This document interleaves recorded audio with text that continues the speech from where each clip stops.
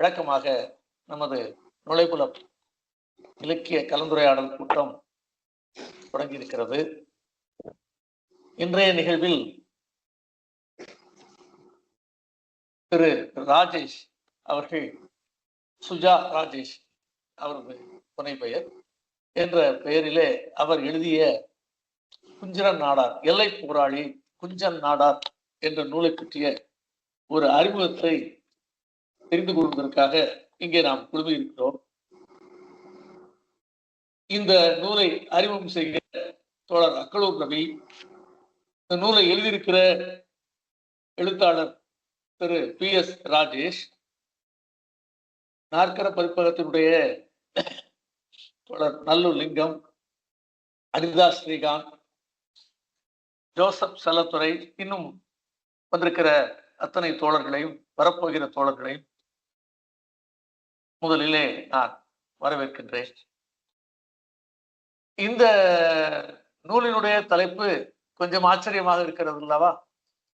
இந்த நூலை நாற்கர பதிப்பகம், அப்போது சுவடு பதிப்பகம், சுவடு பதிப்பகத்திலே இந்த நூலை வெளியிட வேண்டும் என்று நல்ல தோழர் முன்வந்த போது இந்த நூலினுடைய மெய்ப்பு பார்ப்பதற்கு, பிழை திருத்துவதற்கு இந்த நூலினுடைய பிரதியை எனக்கு அனுப்பி வைத்தார். ஆகவே இந்த நூலை வெளியிடும் முன்பு இந்த பிரதியை படித்து இதில் உள்ள பிழைகளை சரி செய்து இதை பதிப்பாக வருவதற்கு முன்பு,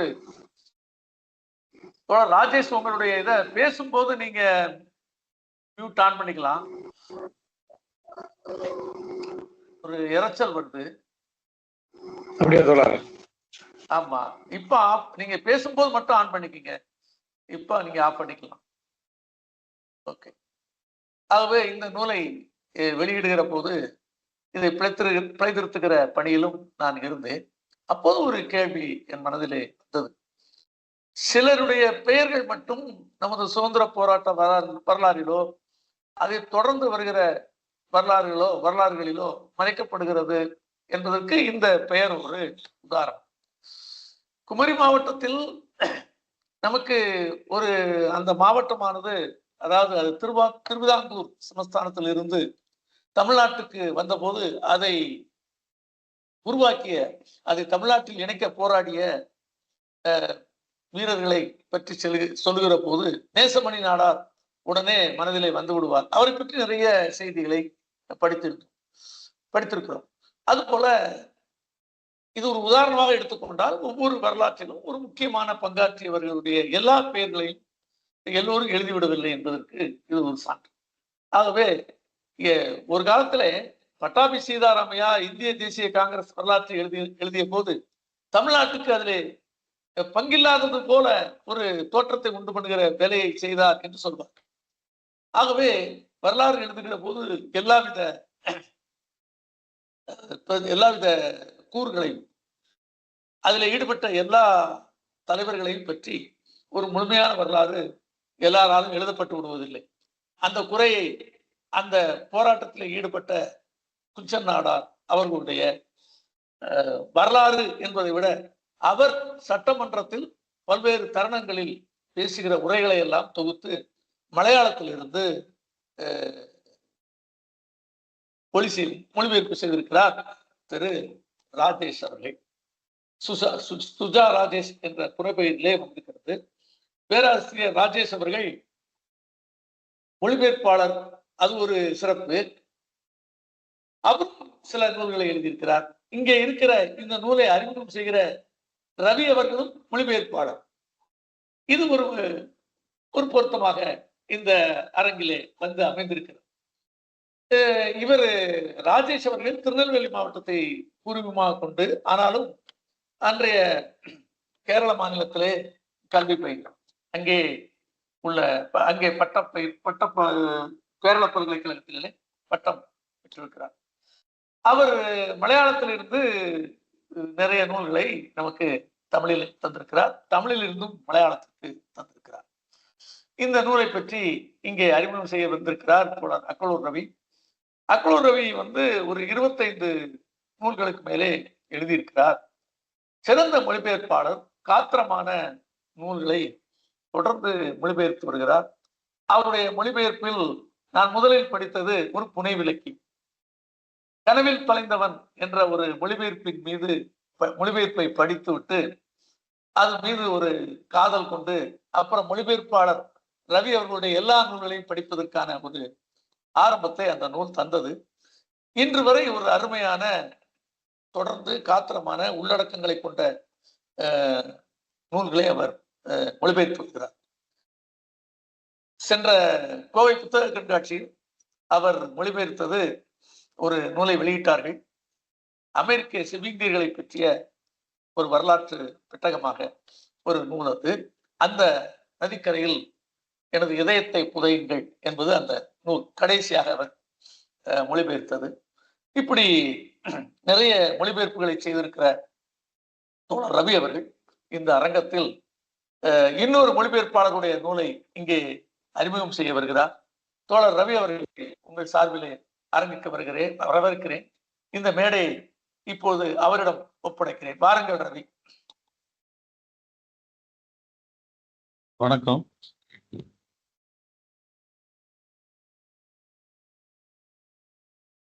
ஞாயிற்றுக்கிழமை அதிகாலையில கூட்டம் குறைச்சலா தான் இருக்கு. ஆனாலும் தொடர்ந்து நாம இந்த நிகழ்வை, இந்த விஷயங்களை கொண்டுட்டு போகணும் அப்படிங்கிற, நல்ல புத்தகங்களை கடத்தணும் அப்படிங்கிற அடிப்படையில இந்த அமர்வை நம்ம தொடர்ந்து நடத்திக்கிட்டு இருக்கோம். இன்னைக்கு நம்ம பேச போற இந்த புத்தகம் தோழர் கோமதி சொன்னது போல எல்லை போராளி குஞ்சன் நாடார் உடைய வாழ்வும் போராட்டங்களும் அப்படிங்கிற ஒரு விஷயத்தை பற்றி பேசுகிறோம். வரலாறு எவ்வளவு முக்கியத்துவம் வாய்ந்தது அப்படிங்கிறத பற்றி நம்ம எல்லாருக்கும் தெரியும். சில பேர் என்ன சொல்றாங்க, வரலாறு தேவையற்ற ஒன்று, இந்த கடந்த கால வரலாறு நமக்கு எதுக்கு அப்படிங்கிறப்பல ஒரு பேச்சும் இருக்கு. ஆனா அந்த வரலாற்றிலிருந்து தான் நம்ம பாடங்களை கற்றுக்கணும், அது முன்னோக்கி எடுத்துட்டு போகணும். அதுல அந்த பாடங்கள்ல இருந்து நல்ல விஷயங்களை நம்முடைய வருங்கால வரலாற்றை படைப்பதற்கான ஒரு அடிப்படையாக முன்னாடி எடுத்துட்டு போகணும் அப்படிங்கிறது தான் தேவையா. அந்த அடிப்படையில வரலாறு பொதுவா ஆனாவில் ஆரம்பிச்சு எட்டனாவில் முடிகிற மாதிரி இல்லாம, அந்த வரலாற்றின் முக்கிய பாத்திரங்களை வகித்தவர்களுடைய பயோபிக்சர் என்று சொல்லக்கூடிய அந்த வாழ்க்கை வரலாற்றை படைக்கக்கூடியது, அந்த வாழ்க்கை வரலாற்றை எடுத்துரைப்பதும் ஒரு வகையான வரலாற்று பதிவாக இருக்கிறது. நம்ம இந்தியாவை பொறுத்த மட்டும் அந்த மாதிரி வரலாறுகள், பயோபிக்சர் என்று சொல்லக்கூடிய ஒரு தனி மனிதனுடைய தனி ஆளுமையினுடைய வரலாற்றில் முக்கிய பாத்திரம் வகித்த ஒரு ஆளுமையினுடைய வரலாற்றை பதிவு செய்கிறது. அதன் மூலமாக இந்திய வரலாற்றை, அந்த பிரதேசத்தினுடைய வரலாற்றை, சமூகத்தினுடைய வரலாற்றை நம்ம அறிந்து கொள்வது என்பது ரொம்ப குறைவா இருக்கு. சமீப காலமாக தான் அதே போல பல புத்தகங்கள் வந்து கொண்டிருக்கின்றன. அந்த அடிப்படையில குஞ்சன் நாடாருடைய இந்த நூலை நான் பார்க்கிறேன். குறிப்பா நான் நம்ம எல்லாருக்கும் தெரிஞ்சிருக்கோம், ஓரளவு நம்ம எல்லாருமே சீனியர். இந்திய விடுதலைக்கு அப்புறம் இந்தியாவில் நடந்த மிகப்பெரிய ஒரு மாற்றமாக இந்த ரீஸ்ட்ரக்சரிங் என்று சொல்லப்படுகிற இந்த மறுசீரமைப்பு. அது மொழிகள், எந்த மொழியை அதிகமாக எந்த பிரதேசத்தில் யார் பேசுகிறார்களோ அதனுடைய அடிப்படையில் அந்த மாகாணங்களை சீரமைப்பு பண்ணலாம், ரீஅரேஞ்ச் பண்ணிக்கலாம் அப்படிங்கிற அடிப்படையில் அந்த விஷயம் நடந்தது. அதனுடைய அடிப்படையில் தான் தமிழ்நாட்டிலையும் இந்த மறுசீரமைப்பை ஒட்டி இந்த தமிழ்நாட்டினுடைய எல்லைப்பகுதி எப்படி இருக்கணும், எப்படி அமையலாம் என்பதை பற்றி நடந்த விவாதங்களுடைய அடிப்படையில் தமிழ்நாட்டில் மிகப்பெரிய ஒரு போராட்டமே, எழுச்சியே நடந்ததுன்னு சொல்லலாம். இந்த மொழிவாரி மாநிலங்கள் இல்லது இந்த மாதிரி மறுசீரமைப்பினுடைய தொடக்கமாக ஒரு நபர், ஒரு மனிதர் தொடர்ந்து காலவரையற்ற உண்ணாவிரதம் இருந்து ஒரு மாகாணத்தை உருவாக்கக்கூடிய சூழலையை நம்ம படிச்சோம். விடுதலை பெற்ற பிறகும் இந்த ஆங்கிலேயர் ஆட்சியில இல்லாம, ஆனா ஆங்கிலேயர் ஆட்சிக்கு கப்பம் செலுத்தி கொண்டு இருந்த சமஸ்தானங்கள், பல சமஸ்தானங்கள் இருந்தது. விடுதலை பெற்ற பிறகு ஹைதராபாத் இந்த மாதிரி நம்ம பேசக்கூடிய இந்த திருவாங்கூர் சமஸ்தானம் போன்றவையெல்லாம் நாங்கள் வந்து இந்திய அரசு விடுதலை பெற்ற இந்திய அரசோட நாங்கள் வந்து சேர மாட்டோம், தனியாக இருப்போம்னு சொன்னாங்க. ஆனால் அதுக்கப்புறம் தான் 1949 எல்லா சமஸ்தானங்களும் இந்தியாவோட இணைக்க வேண்டிய ஒரு கட்டாயத்தை இந்திய அரசு உண்டாக்குனுச்சு அப்படின்னு சொல்லலாம். அந்த அடிப்படையில் நம்ம வந்து திருவாங்கூர் சமஸ்தானமும் இந்தியாவோட இணைஞ்சது. இந்த திருவாங்கூர் சமஸ்தானத்தை பற்றி நம்ம பார்க்கும்பொழுது என்ன சொல்றாங்கன்னா, கன்னியாகுமரி தொடங்கி கொல்லம் வரைக்கும் இருக்கக்கூடிய ஒரு பகுதியாக அந்த திருவாங்கூர் சமஸ்தானம் இருந்தது அப்படின்னு சொல்றாங்க. முதல்ல மலபார் அதுக்கு வந்து வேநாடு அப்படிங்கிற ஒரு பேர் இருந்திருக்கு அப்படின்னு சொல்றாங்க. அந்த வேநாடு அப்படிங்கிற பேர் தான் கிட்டத்தட்ட ஒரு 200-300 வருடங்களாக இருந்ததாகும்.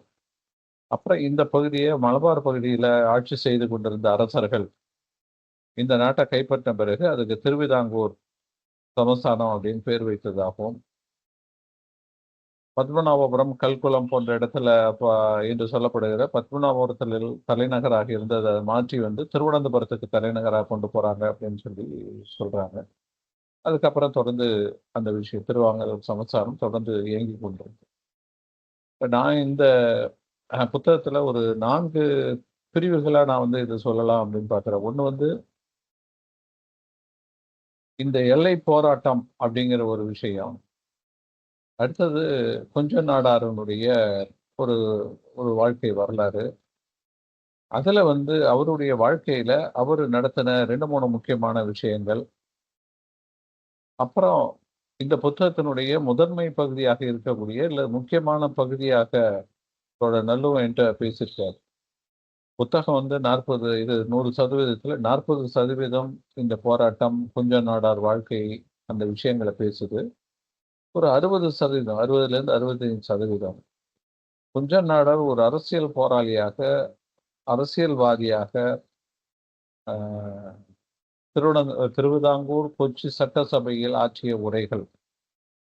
குறிப்பா அவரு நாடார் வரலாறு அப்படி நாடார் சரித்திரம் என்று சொல்லக்கூடிய கொச்சி கிருஷ்ணன் எழுதின ஒரு புத்தகத்துக்கு எழுதின முன்னுரை மிக சிறப்பான ஒண்ணு. அந்த உரையும் வந்து ராஜேஷ் வந்து மொழிபெயர்த்து கொடுத்திருக்கிறாரு. அவர் வந்து தமிழராக அறியப்பட்டவராக இருந்தாலும் அவர் பெரும்பாலும் மலையாளத்துல தான் வந்து தன்னுடைய உரைகளை நிகழ்த்தி இருக்கிறார், எழுதியிருக்கிறாரு.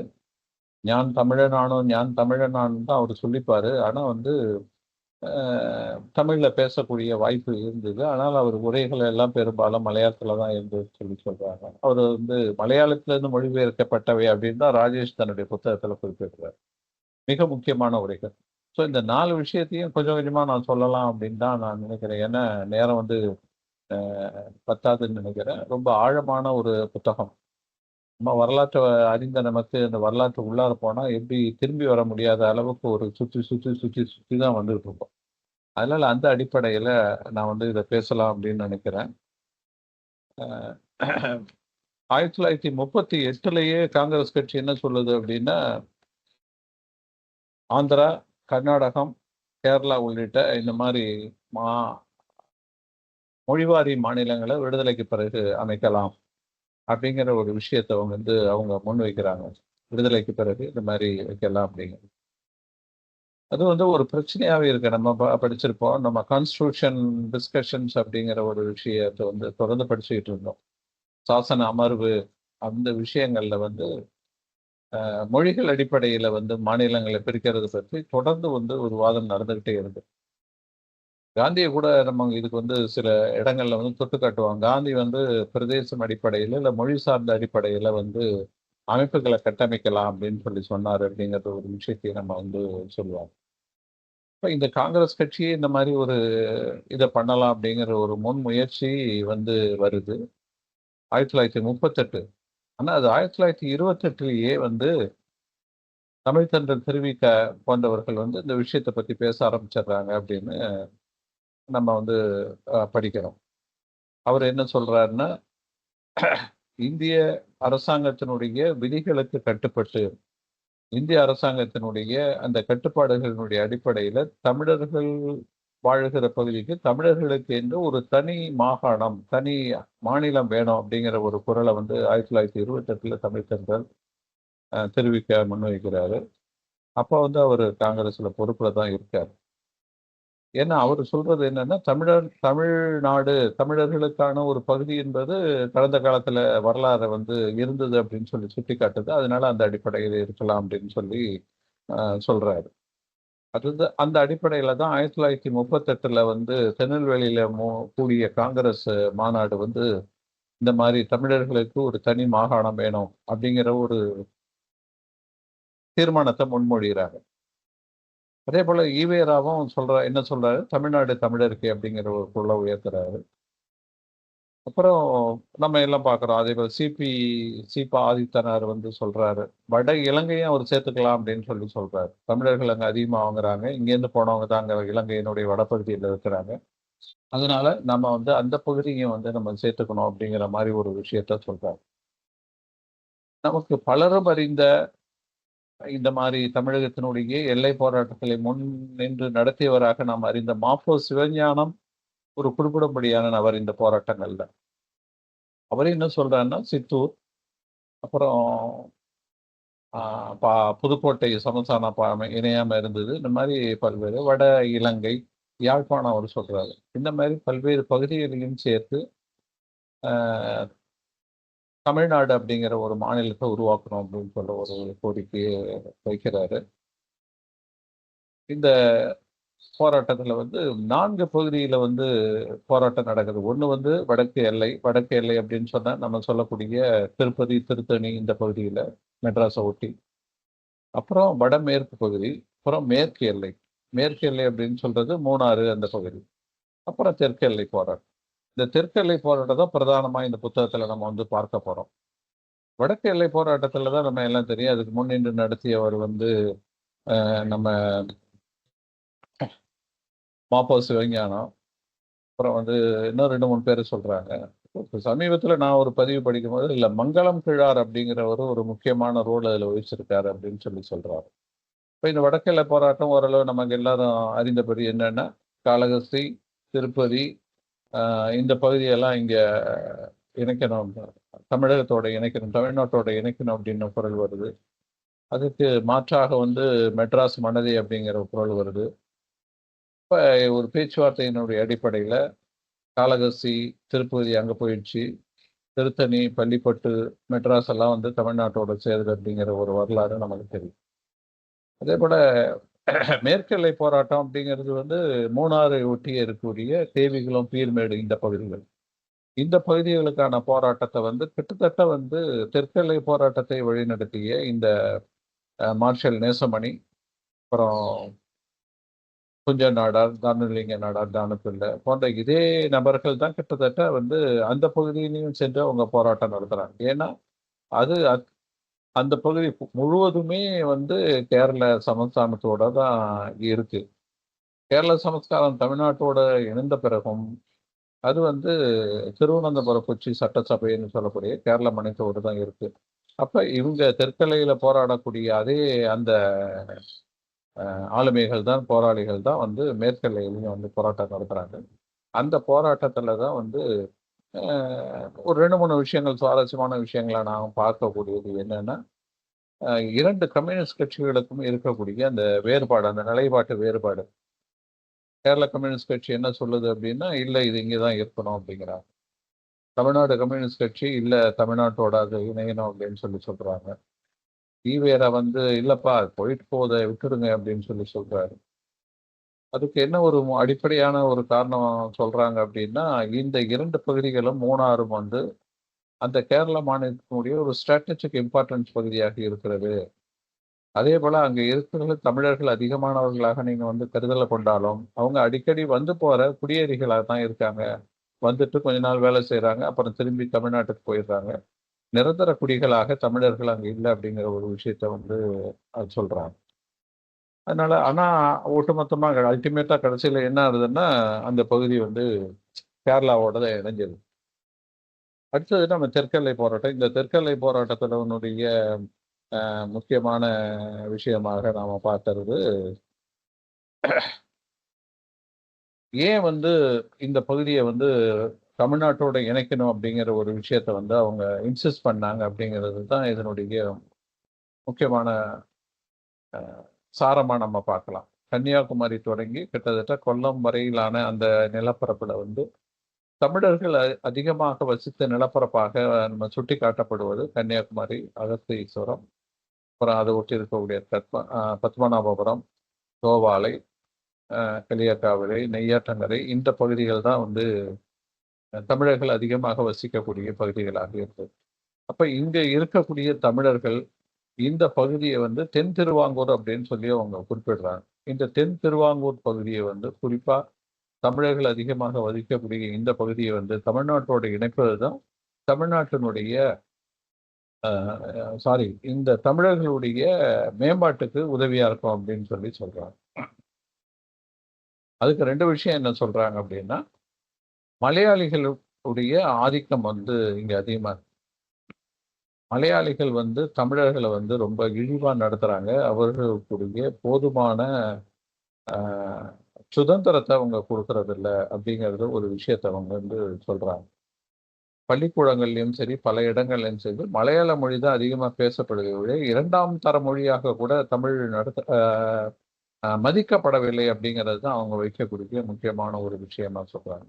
ஸோ இந்த அடிப்படையில் இது தமிழர்களுக்கான உரிமையை மீட்டெடுக்கக்கூடிய, தமிழர்களை சுதந்திரமான மனிதர்களாக அந்த பகுதியில் இயங்கக்கூடிய ஒரு விஷயமாக தமிழ்நாட்டோட நம்ம சேர்ந்துக்கிட்டா இருக்கும் அப்படிங்கிறது தான் அவங்களுடைய முக்கியமான விஷயமா. அடுத்தது ஒரு முக்கியமான விஷயமா என்ன சொல்றாங்க அப்படின்னா, 1947க்கு அப்புறம் போடப்படுகிற 2 ஐந்தாண்டு திட்டங்களை அவங்க சொல்றாங்க. இந்த 2 ஐந்தாண்டு திட்டங்களிலும் இந்த பகுதிக்கு ஒதுக்கப்பட்ட திட்டங்கள் முடக்கப்படுகின்றன அப்படின்னு சொல்லி ஒரு விஷயம் சொல்றாங்க. வளர்ச்சி என்பதே இல்லாமல் போயக்கூடிய ஒரு பிரதேசமா இந்த பிரதேசத்தை மாற்றணும் அப்படிங்கிறது தான் கேரள அரசனுடைய சுதந்திரம் பெற்ற பிறகு அமைந்த அரசனுடைய முக்கியமான ஒரு குறிக்கோளா இருக்கு. தமிழர்களுக்கு எதுவும் அவங்க தரமாட்டாங்கிறாங்க. மலையாளிகளுடைய நலனை தான் அவங்க முன்னாடி எடுத்துட்டு பேசிட்டு போறாங்க. அதனால இந்த விஷயத்த நம்ம எதிர்த்து போராடணும் அப்படிங்கிற ஒரு இதை அவங்க வைக்கிறாங்க. அந்த அடிப்படையில் தான் இந்த போராட்டங்கள் தொடர்ந்து நடக்குது. போராட்டங்களுடைய வீச்சு, பல்வேறு விஷயங்களை பற்றிலாம் இந்த புத்தகம் ரொம்ப அழகா பேசி எந்தெந்த இடத்துல எப்போ பண்ணாங்க அப்படிங்கிறது. கேரள காங்கிரஸ்லேருந்து தனியாக, சமஸ்தான காங்கிரஸ்லேருந்து தனியாக பிரிஞ்சு திருவிதாங்கூர் தமிழ்நாடு காங்கிரஸ் அப்படிங்கிற ஒரு அமைப்பையே அவங்க உருவாக்குறாங்க. உருவாக்கி அதனுடைய சார்பாக தான் அவங்க போராட்டங்கள் நடத்துகிறாங்க. போராட்டங்களில் போலீஸாருடைய அடக்குமுறை அப்படிங்கிறதை காட்டிலும் முக்கியமான விஷயமா இங்கே பல இடங்கள்ல அவர் குறிப்பிடுறது போலீஸாருடைய ஆளுகின்ற அரசனுடைய கைப்பாவையாக இயங்கிய போலீஸாரனுடைய அடக்குமுறையை தான் ரொம்ப சீரியஸா இந்த புத்தகம் சொல்லுது.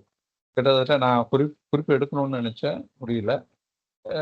ஒரு அங்க இறந்தவர்களுடைய எண்ணிக்கை அங்கங்க ஒரு குறிப்பிட்டு சொல்லிக்கிட்டே போயிட்டு இருக்காரு. எத்தனை பேர் எந்த துப்பாக்கி சூட்டை இறந்தாங்க அப்படிங்கிறது கிட்டத்தட்ட ஏறத்தாழ ஒரு அரௌண்ட் ஒரு 50% நம்ம இதுல எத்தனை பேர் துப்பாக்கியால சுடப்பட்டாங்க அப்படிங்கிறத பார்க்கும்போது ஏறத்தாழ ஒரு 50 பேர் அதுல வராங்க. அப்ப அவ்வளவு பெரிய வீரம் சிறந்த ஒரு போராட்டத்திற்கு பிறகுதான் தமிழ்நாடோடு அந்த பகுதி தென் திருவாங்கூர் பகுதி இணைக்கப்படுகிறது. இருந்தாலும் நெய்யாற்றங்கரை பகுதி தமிழ்நாட்டோட இணைக்கப்படலை. ஒரு காம்ப்ரமைஸ்க்கு அந்த அமைப்பு அப்படின்னு சொல்லி நம்ம இந்த எல்லை போராட்டத்தை சொல்லலாம். இதுல குஞ்ச நாடார் அப்படின்னுடைய ரோல் கோமதி சொன்னாப்புல ஒரு ஒரு இன்னும் சொல்ல போனா கூட அவரு ஒரு புத்தகம் எழுதினார், நீலகண்ட பிரம்மச்சாரின்னு ஒரு புத்தகம் எழுதினார். இந்திய வரலாற்றில் ரொம்ப பளிச்சுன்னு தெரியக்கூடிய நபர்களை நம்ம பார்த்துருக்கோம். அதே போல முக்கியமான ஆளுமைகள் என்று போற்றக்கூடிய பல நபர்களை பார்த்துருக்கிறோம். இந்த போராட்டத்துல ஒரு சைட்லைன் சொல்ல முடியும், இப்படி அன்சங் ஹீரோன்னு சொல்லலாமா அப்படின்னு சொல்ல முடியாதுன்னு தான் நினைக்கிறேன். ஏன்னா இவர் சொல்லியிருக்கிற விஷயங்கள் நம்ம கூகுள் தேடுகையில பார்க்கும்போது கொஞ்ச நாடாரை பற்றி பல விஷயங்கள் பேசப்படுது. ஒருவேளை சமீபத்தில் தான் பேசப்படுகிற விஷயமாக கூட இருக்கலாம். பொதுவாக தெற்கெல்லை போராட்டம் இல்லை அந்த போராட்டம் அப்படின்னா மார்ஷல் நேசமணியை தான் அதிகமாக கொடுப்பாங்க, சொல்லுவாங்க. தானுலிங்க நாடார், தானுப்பிள்ளை, இந்த மாதிரி நபர்களை பற்றி தான் அதிகமாக பேசுவாங்க. ஆனால் குஞ்ச நாடார் அப்படிங்கிற அவருடைய அந்த ரோல், அவர் என்ன பண்ணினார் இந்த போராட்டத்தில், அவருடைய பங்களிப்பு எவ்வளோ சிறப்பாக இருந்தது அப்படிங்கிறது வந்து முக்கியமான விஷயம். அவர் வந்து பிறப்பால் வந்து ஓரளவு வசதியான குடும்பத்துல தான் பிறந்திருக்காரு. அவங்க அப்பா வந்து ஒரு அப்பையன் வைத்தியர் என்று சொல்லப்படுகிற பாரம்பரியமாக மருத்துவம் பார்க்கக்கூடிய ஒரு குடும்பத்திலிருந்து அவர் வந்திருக்காரு. அவங்க அப்பா வந்து மரபு சார்ந்த கலைகள்னு சொல்லக்கூடிய களரி, சிலம்பம், குஸ்தி இந்த மாதிரி விஷயங்கள்ல வந்து சிறப்பா தேர்ச்சி பெற்றவராக, வல்லுனராக இருந்திருக்காரு. அப்ப அப்பாவினுடைய வழியில இவரும் வந்து அந்த விஷயங்களை எல்லாம் கற்றுக்கொள்ளணும் அப்படிங்கிற ஒரு ஆர்வத்தோட அந்த விஷயங்களை எல்லாம் கத்துக்கிறாரு. ஒரு வழக்கறிஞராக தன்னை வந்து தகுதிப்படுத்திக் கொள்கிறார். வழக்கறிஞராக வந்து பட்டம் பெற்று 1936ல வந்து நெய்யாற்றங்கரையினுடைய நீதிமன்றத்துல வழக்கறிஞரா சேர்றார். அதுக்கு முன்னாடி 1935ல தன்னை வந்து இந்திய தேசிய காங்கிரஸ்ல இணைச்சுக்கிறார் அவரு. இணைச்சுக்கிட்டு அதுக்கப்புறம் இயக்கத்துல ஈடுபடுகிறார். இதுல வந்து மன்னராட்சிக்கு எதிராக பொறுப்பாட்சி அப்படிங்கிற ஒரு போராட்டம் ஒண்ணு நடக்குது. அதாவது மக்களாட்சி அப்படிங்கிற விஷயத்த கான்செப்ட நீங்க இன்ட்ரோடியூஸ் பண்ணுங்க அப்படின்னு சொல்லி பொறுப்பாட்சின்னு சொல்லி சொல்றாங்க. மக்களுடைய பங்கேற்பு அதிகமா இருக்கும் ஆட்சியில அப்படின்னு சொல்லி அதுக்கான நடந்த போராட்டத்துல 1936ல வந்து நடந்த போராட்டத்துல இவரும் தன்னை ஈடுபடுத்திக் கொண்டு சிறைக்கு செல்கிறார். 6 மாசம் சிறையில இருக்கார். இது மாரி பல்வேறு இயக்கங்கள்ல பங்கெடுத்துக்கிறார். நான் ரொம்ப சுருக்கமா தான் சொல்றேன். அப்புறம் வட்டியூர்காவு அப்படிங்கிற ஒரு இடத்துல நடந்த ஒரு போராட்டம். அந்த போராட்டம்னு சொல்லக்கூடாது. அத ஒரு சமஸ்தான காங்கிரஸ்ன்னு சொல்லக்கூடிய இந்திய தேசிய காங்கிரசினுடைய அந்த பகுதியினுடைய மாநாடு, முதல் மாநாடு நடக்க விடாம வந்து அப்ப இருந்த மன்னராட்சி வந்து பெரிய தடைகளை எல்லாம் ஏற்படுத்துது. அதையெல்லாம் உடைத்து வந்து அவர் வந்து அந்த மாநாட்டை நடத்துறாரு அப்படிங்கிறதுனால வட்டியூர்காவு வீரன் அப்படிங்கிற ஒரு பட்டத்தையும் அவருக்கு கொடுக்குறாங்க. மக்கள் வந்து ரொம்ப பிரியமா அவர் அந்த சொல்லியே வந்து அழைக்கிறாங்க. அதுல ஆசிரியர் வந்து ரொம்ப வருத்தமா அவருடைய பங்களிப்புகள் ரொம்ப பெருமளவு ஆஹ், கேரள சுதந்திர போராட்டத்தை வரலாற்றில் வந்து குறிக்கப்படல. ஜார்ஜ் அப்படிங்கிற ஒரு தோழர் மட்டும்தான் அந்த விஷயத்த கொஞ்சம் சரியா பதிஞ்சிருக்காரு. கேரள வரலாற்றை எழுதின நாராயண பிள்ளை போன்றவர்கள் வந்து அவரை வந்து ரொம்ப கண்டுகொள்ளல அப்படின்னு தான் சொல்லணும். ஒரு லைன் 2 லைன் எழுதிட்டு போயிடுறாங்க. ஆனா அவருடைய பங்களிப்பு அரசியல் வரலாற்றில் பேசப்பட வேண்டிய ஒரு விஷயமாக இருக்கு. அது போதுமான அளவு நிறைவாக குறிக்கப்படலை அப்படின்னு சொல்லி தன்னுடைய கருத்துக்களை சொல்றார். அப்புறம் 1954ல தமிழர்களுடைய விடுதலை நாள் அப்படிங்கிற ஒரு விஷயத்த அவங்க கொண்டாடுறாங்க. அதாவது சுதந்திரம் பெற்ற பிறகு தமிழ்நாடு ஓட்டோடு தமிழர் பகுதியில் இணைக்கப்பட வேண்டும் என்கிற அடிப்படையில் நடந்த போராட்டங்கள்ல ஆகஸ்ட் 1954 விடுதலை நாள் போராட்டமாக அவங்க அடைகிறார். அந்த போராட்டத்தை ஒட்டி நாடு முழுவதும் அந்த பகுதி முழுவதும் பிரதேசம் முழுவதும் பல்வேறு போராட்டங்கள் எக்கச்சக்கம் நடக்கும். அந்த போராட்டங்கள்ல வந்து இவரும் ஈடுபடுறாரு. இவர் வழி நடத்துறாரு அப்படின்னு தான் சொல்லணும். அப்ப நாகர்கோயில்ல தன்னுடைய மனைவியினுடைய வீட்டுல அங்க வசித்து வர்றார். அந்த நாகர்கோயில்ல உள்ளாரப்ப வந்து போலீஸார் வந்து வீட்டிலேயே மனைவி குழந்தைகளுக்கு முன்னாடி இவரை வந்து மிக மோசமாக அடிச்சு உதைச்சு இழுத்துட்டு போறாங்க. போர்ச்சுகாலால் மிதிச்சு இது பண்றாங்க. ரொம்ப பலவந்தப்படுத்தி ரொம்ப அசிங்கப்படுத்துறாங்க அப்படிங்கறத சொல்றாரு. அப்புறம் அவரை அழிச்சிட்டு போய் குழுத்துறையில சிறையில 6 மாசம் இருக்காங்க. நான் இந்த புத்தகத்துல இல்லைன்னு நினைக்கிறேன். நான் படிச்ச வரைக்கும். அதுல வந்து மிக மோசமாக பாதிக்கப்பட்டு இவருடைய ஆண்குறி மூலமாக ரத்தம் கசிந்து போச்சு. ரொம்ப மோசமான உடல்நிலை பாதிக்கப்பட்டார். அந்த போலீஸாருடைய அந்த அடி உதைக்கு அப்புறம். அதுக்கு ஒரு ட்ரீட்மெண்ட் எடுத்துக்கிட்டாரு அப்படின்னு சொல்லி சொல்றாங்க. அஹ் அந்த அளவுக்கு போராட்டத்தில் தன்னை முழுமையாக ஈடுபடுத்திக் கொண்டதுனால தான் வந்து போலீஸார் இவங்க தனிப்பட்ட முறையில குறி வச்சு தாக்கக்கூடிய ஒரு சூழல் உருவாகுது. அப்புறம் வந்து அதுக்கப்புறம் ஒரு 1964வது வயசுல சிஎம்சி வெள்ளூர்ல வந்து உடல்நலை குறைவால் அட்மிட் பண்ணப்பட்டு அங்க இறந்து போறாரு அப்படிங்கிறது அவருடைய அந்த பயோ ஸ்கெட்ச்.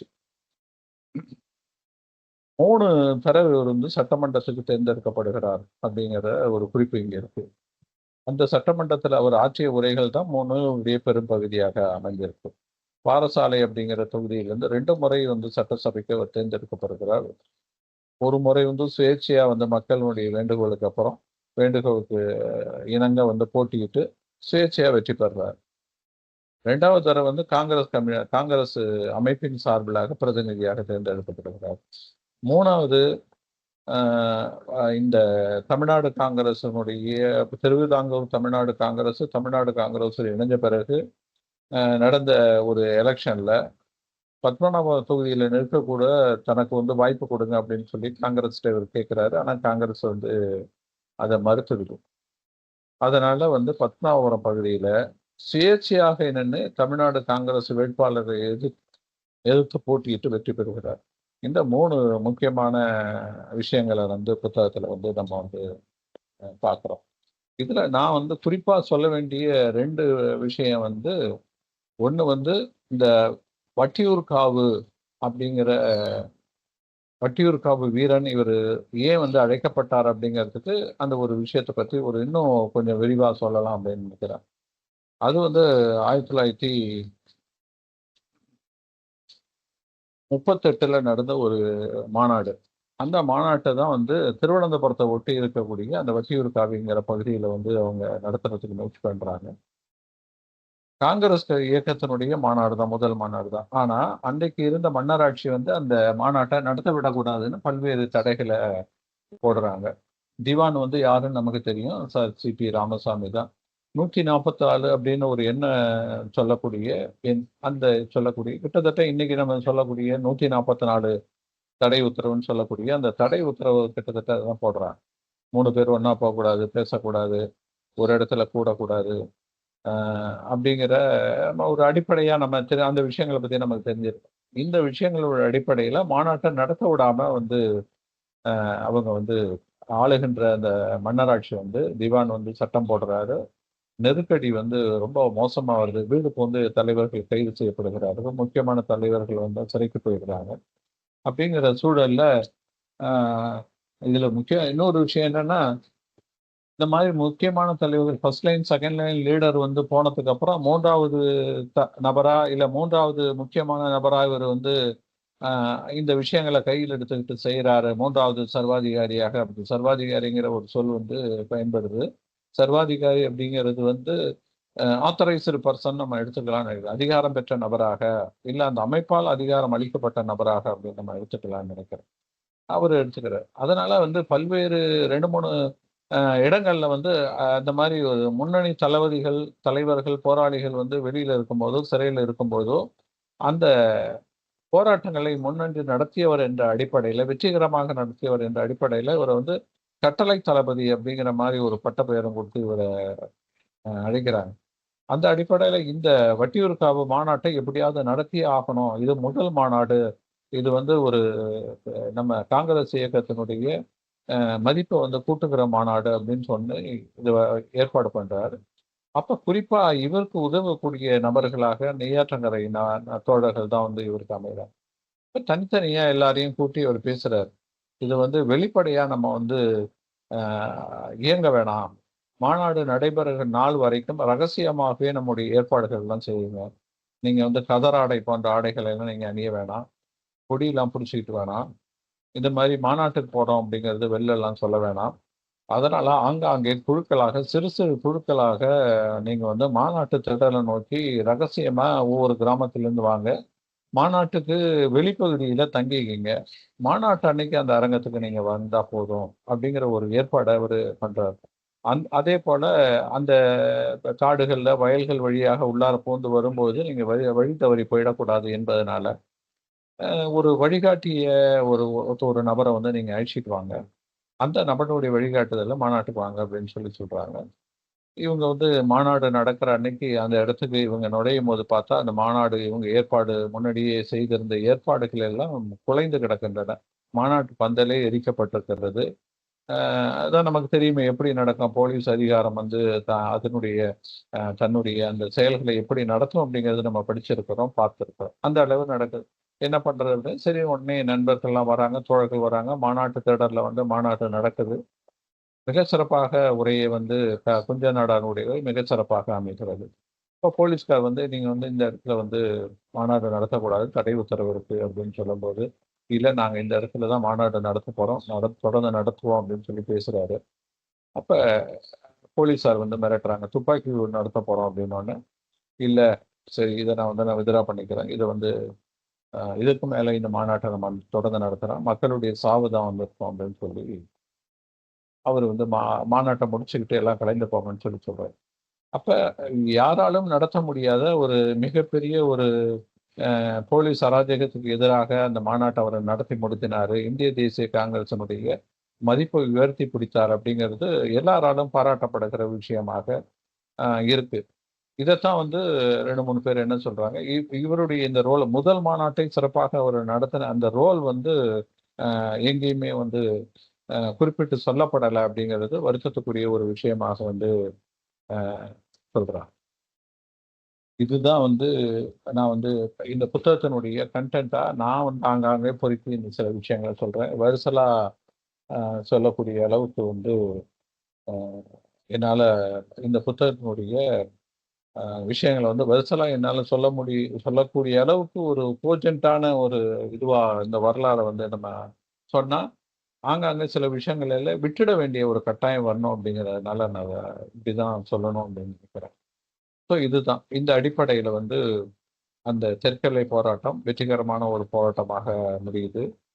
குஞ்ச நாடாங்கிற ஒரு அரசியல்வாதியினுடைய வாழ்க்கை வரலாறு இப்படி பதியப்படுது.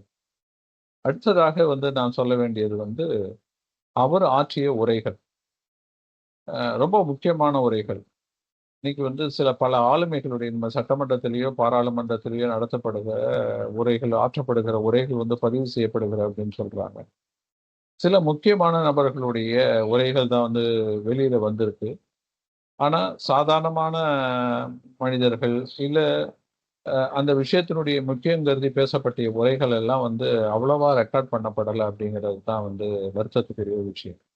ஆனால் குஞ்ச நாடாருடைய உரைகள் கிட்டத்தட்ட 32 உரைகள் இந்த நூலில் வந்து ராஜேஷ் வந்து குறிப்பிட்டிருக்கிறார். 32 உரைகளையும் மலையாளத்திலிருந்தும் ஆங்கிலத்திலிருந்தும் மொழிபெயர்த்தவர் சொல்லி இந்த புத்தகத்தில் கொடுத்திருக்கிறாரு. நான் வந்து ஒரு 10 உரைகளை மட்டும் அதனுடைய முக்கியத்துவம் என்னுடைய பார்வையில் முக்கியத்துவமான விஷயங்களா நான் கருதுகிற விஷயத்தை மட்டும் உங்களுக்கு சொல்லலாம் அப்படின்னு நினைக்கிறேன்.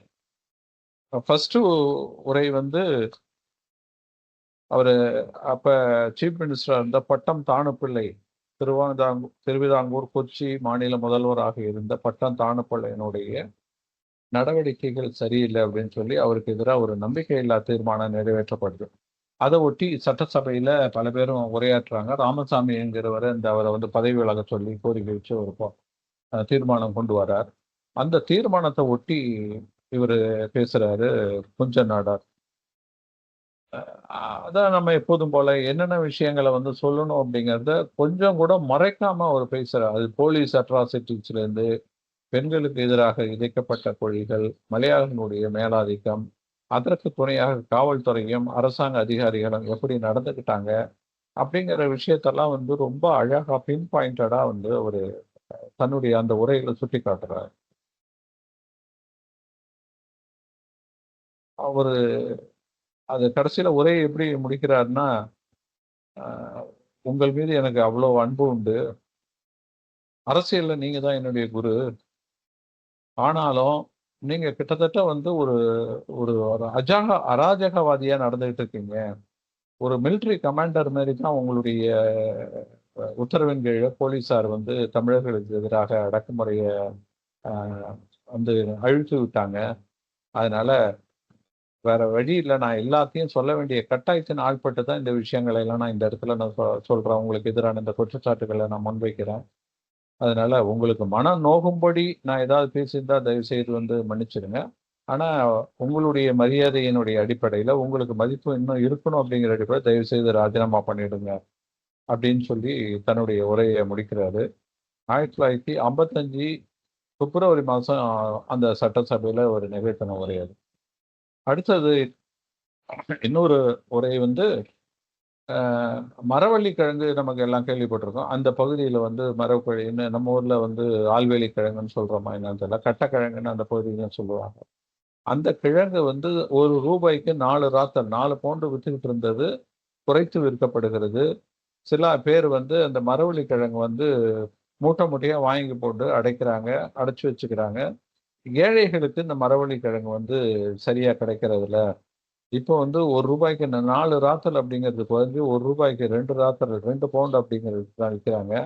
நானே ஒரு மரவள்ளிக்கிழங்கு விவசாயி தான். ஆனா இந்த கொடுமைய வந்து என்னால தாங்கிக்க முடியல. அரசாங்கம் இதில உடனடியா தலையிடணும். ஏன்னா ஏழைகளுக்கினுடைய உணவாக இருக்கக்கூடிய அந்த மரவள்ளிக்கிழங்கு வந்து ஒரு அரிதான ஒரு அது கிடைக்க விடாம செய்றாங்க. அதனால அரசாங்கம் இது தலையிடணும். இது அ ஏழைகள் அதிகம் வசிக்கக்கூடிய பகுதிகளிலும், கடல்புறத்தில மீனவர்கள் அதிகமா வசிக்கக்கூடிய பகுதிகளிலும் வந்து நியாய விலைக் கடைகள திறந்து, அந்த நியாய விலைக் கடைகளில் இந்த மரவள்ளிக்கிழங்கு விற்பனை செய்யக்கூடிய ஒரு விஷயத்த வந்து அரசாங்கம் உடனடியா செய்யணும். இதுல வந்து அரசியல் ஆதாயத்த வந்து அரசாங்கம் பார்க்க வேணாம் அப்படின்னு சொல்லி அவரு சொல்றது வந்து எனக்கு வந்து ஒரு முக்கியமான ஒரு விஷயமா பட்டுச்சு. அதேபோல தேவிகுளம், பீர்மேடு பகுதிகள்ல அந்த போராட்டம் நடந்தபோது, அத ஒட்டி வந்து அ நிதி ஒதுக்கீடு மசோதா ஒண்ணு நடக்குது. அந்த நிதி ஒதுக்கீடு மசோதாவுல தமிழர்களுக்குடைய பகுதிகள வந்து அவங்க குடியிருக்கக்கூடிய பகுதிகள், அவங்களுக்கு வந்து அரசு சட்டப்பூர்வமான உரிமையோட அவங்க அவங்க வந்து அந்த ப எஸ்டேட்டுகள்லயும், பல தோட்டங்கள்லயும் வேலை செய்யறதுக்கு தான் தமிழ்நாட்டிலேருந்து போயிருக்காங்க. வேலை செஞ்சுட்டு அவங்கள அந்த இடத்துலேருந்து வெளியேற்றி விட்டு, அந்த இடத்துல வந்து மலையாளிகள குடி வைக்க வேண்டும், மலையாளிகளை குடியேற்ற வேண்டும் என்ற ஒரு தீர்மானத்தினுடைய பல்வேறு நிகழ்வுகள் நடக்குது. அந்த இடத்துல இவரு என்ன பேசுறாரு அப்படின்னா, தமிழர்களுக்கு வந்து தனியா நிலம் ஒதுக்கீடு குடுங்க. அவங்கள அந்த குடியேறி இருக்கக்கூடிய பகுதியிலிருந்து அவங்க வெளியேற்றக்கூடாது அப்படிங்கிற ஒரு விஷயத்த வந்து ஒரு ரொம்ப சீரியஸா பேசக்கூடிய ஒரு உரை. அப்புறம் காவல்துறையை தூய்மைப்படுத்துங்கள் அப்படின்னு சொல்லி ஒரு உரை ஒண்ணு நிகழ்த்துறார். 1952 ஜூலை மாதத்துல. அது குறிப்பா அதுல சுட்டிக்காட்டுற விஷயம் வந்து அவர்களுடைய மேலாதிக்கம். குறிப்பா வந்து தமிழர்களுக்கு எதிராக இந்த காவல்துறையினுடைய உயர் அதிகாரம், இல்ல லோக்கல் மட்டத்துல இருக்கக்கூடிய அதிகாரிகளும் வந்து தமிழர்களுக்கு எதிராக எவ்வளவு மோசமா நடந்துக்கிறாங்க அப்படிங்கிறத அவர் அந்த தன்னுடைய உரையில சுட்டிக்காட்டி பேசுறார். அடுத்தது வந்து ஆரம்ப கல்விக்கும், தொழில் கல்விக்கும் முக்கியத்துவம் அளிக்கணும் இந்த அரசாங்கம். அதற்கான முயற்சிகள்ல ஈடுபடணும் அப்படிங்கிற ஒரு உரை ஒண்ணு சொல்றார். அப்புறம் வந்து கோவில் சொத்தில் பிற்படுத்தப்பட்டவர்களுக்கு பங்களிப்பு அப்படிங்கிற ஒரு உரை ஒண்ணு. அவர் வந்து அந்த திருவாங்கூர் சமஸ்தானத்தினுடைய அரசர் வந்து கோயில திறந்து விடுறாரு. எல்லாரும் வந்து இதுல தரிசனம் பண்ணலாம். இந்த ரெஸ்ட்ரிக்ஷன ஒரு கட்டத்துல அவர் நிகழ்த்துறாரு. ஆனா, கோயிலுக்கு வரக்கூடிய அந்த வருமானத்த வந்து முக்கியமான நபர்கள் மட்டுமே பிரித்துக் கொள்கிறார்கள். அதுல அந்த பகுதியில இருக்கக்கூடிய பிரித்து எடுத்துக்கிறாங்கன்னா, அங்கங்க முக்கியமான ஆட்கள் தேவசம் போர்டு, இல்ல ஒரு ட்ரஸ்ட்ல இருக்கிற ஆட்கள் போறவங்க, அவங்களெல்லாம் பிரிச்சுக்கிறாங்க. அப்ப அங்க இருக்கக்கூடிய பிற்படுத்தப்பட்டவர்களுக்கான அந்த வருமான பகிர்வு வந்து இல்ல. அத வந்து என்ஷூர் பண்ணுங்க அப்படிங்கிறத சொல்றாரு.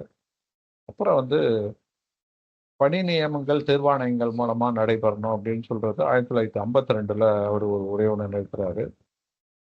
அப்புறம் வந்து பட்டியலின மக்களுக்கு பஞ்சாயத்துகள்ல வந்து அ அவங்களுக்கான அந்த இது இருக்கு. பிரதிநிதித்துவத்த வந்து அதிகரிக்கணும் அப்படின்னு சொல்றாரு. இப்ப அவங்க அந்த அந்த முன்மொழிவு எப்படி இருக்குன்னா, 5% வந்து பட்டியலின மக்கள் இருக்கக்கூடிய பகுதிகள்ல அவங்களுக்கு பிரதிநிதித்துவம் குடுக்கலாம் அப்படிங்கிறாப்புல வருது. 5% அப்படிங்கிறது வந்து அதுக்கு குறிப்பா 2 விஷயத்த அவர் சொல்றாரு.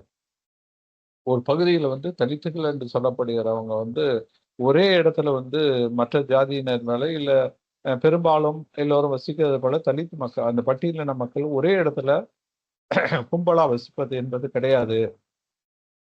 அவங்க அவங்க அங்கங்க சிதறி தான் போயிருக்காங்க. அதனால நீங்க அத வந்து 5% அப்படிங்கிறது வந்து அது சென்சஸ் மூலமா அவங்கள எண்ணிக்கைய அ கண்டுபிடிக்கிறதோ, அவர்கள வந்து அறுதியிடுவதோ முடியாத ஒரு காரியம். அதனால அத வந்து 2% நீங்க வந்து குறைங்க அப்படின்னு சொல்லி ஒரு பேச்சு ஒண்ணு இருக்கு. அப்புறம் வந்து இடஒதுக்கீட்டுக்கான கால வரம்பு வந்து 9 மாசம் 9 வருஷம் அப்படிங்கிறத வந்து 15 வருஷமா கொண்டு வரணும் அப்படிங்கிற ஒரு விஷயத்த சொல்றாரு. அப்புறம் வந்து ஒரு சீரியஸான டிஸ்கஷன் இந்த புத்தகத்திலேயே பேசக்கூடிய அந்த விஷயம் வந்து திருவிதாங்கூரோடு தமிழர்கள் வசிக்கும் பகுதிகள வந்து ஆ இணைக்கணும் அப்படிங்கிறது ஒரு விஷயம் தான். அப்புறம் கடைசியா ஒரே ஒரு விஷயம் மட்டும் சொல்றேன். இந்த கொச்சு கிருஷ்ணன் அப்படிங்கிறது நாடார் சரித்திரம் அப்படிங்கிற ஒரு புத்தகத்த எழுதினாரு. அதற்கு வந்து ஒரு அணிந்துரை ஒண்ணு இவரு எழுதுறாரு. அதுல முக்கியமான எனக்கு தாக்கம் ஏற்படுத்திய ஒரு 3-4 விஷயம் என்னன்னா, அதுல அந்த புத்தகத்துல தோல் சிலை போராட்டத்தை பத்தி அவர் குறிப்பிடுறாரு. 1004லிருந்து 1034 அப்படி அந்த கொல்லம் வருஷம்னு சொல்றாங்க. அது 1828லேருந்து 1858. கிட்டத்தட்ட ஒரு 30 வருஷம் அந்த நாடார் சமூகம் மேல நாங்க பெண்கள், குறிப்பா பெண்கள் நாங்க மேல இடுப்புக்கு மேல ஆடை அணிவதற்கான உரிமையை பெற்று அவங்க போராடுறாங்க. அந்த போராட்டத்தை முறை பத்தி அவர் குறிப்பிட்டு எழுதுறாரு. அந்த விஷயம். அப்புறம் அவரு அந்த ஜாதியை பத்தி அவர் சொல்ற அந்த அனாலிசிஸ். ஜாதி அப்படிங்கிறது பின்னொட்டா எல்லாருக்கும் இன்னைக்கு இருக்கு. நான் கூட நான் போட்டுட்டு இருக்கேன். அதே போல யாருமே அந்த மாதிரி ஒரு விஷயத்த விட்டுட முடியாது அப்படின்னு சொல்லிட்டு அதை ஒட்டி பல்வேறு அனாலிசிஸை அவர் சொல்றார். அதுல நான் படிச்ச ஒரே ஒரு வரி, நான் சுவாசிக்கும் காற்றே ஜாதியா தான் இருக்கு அப்படின்னு ஒரு விஷயத்த அவர் சொல்றாரு.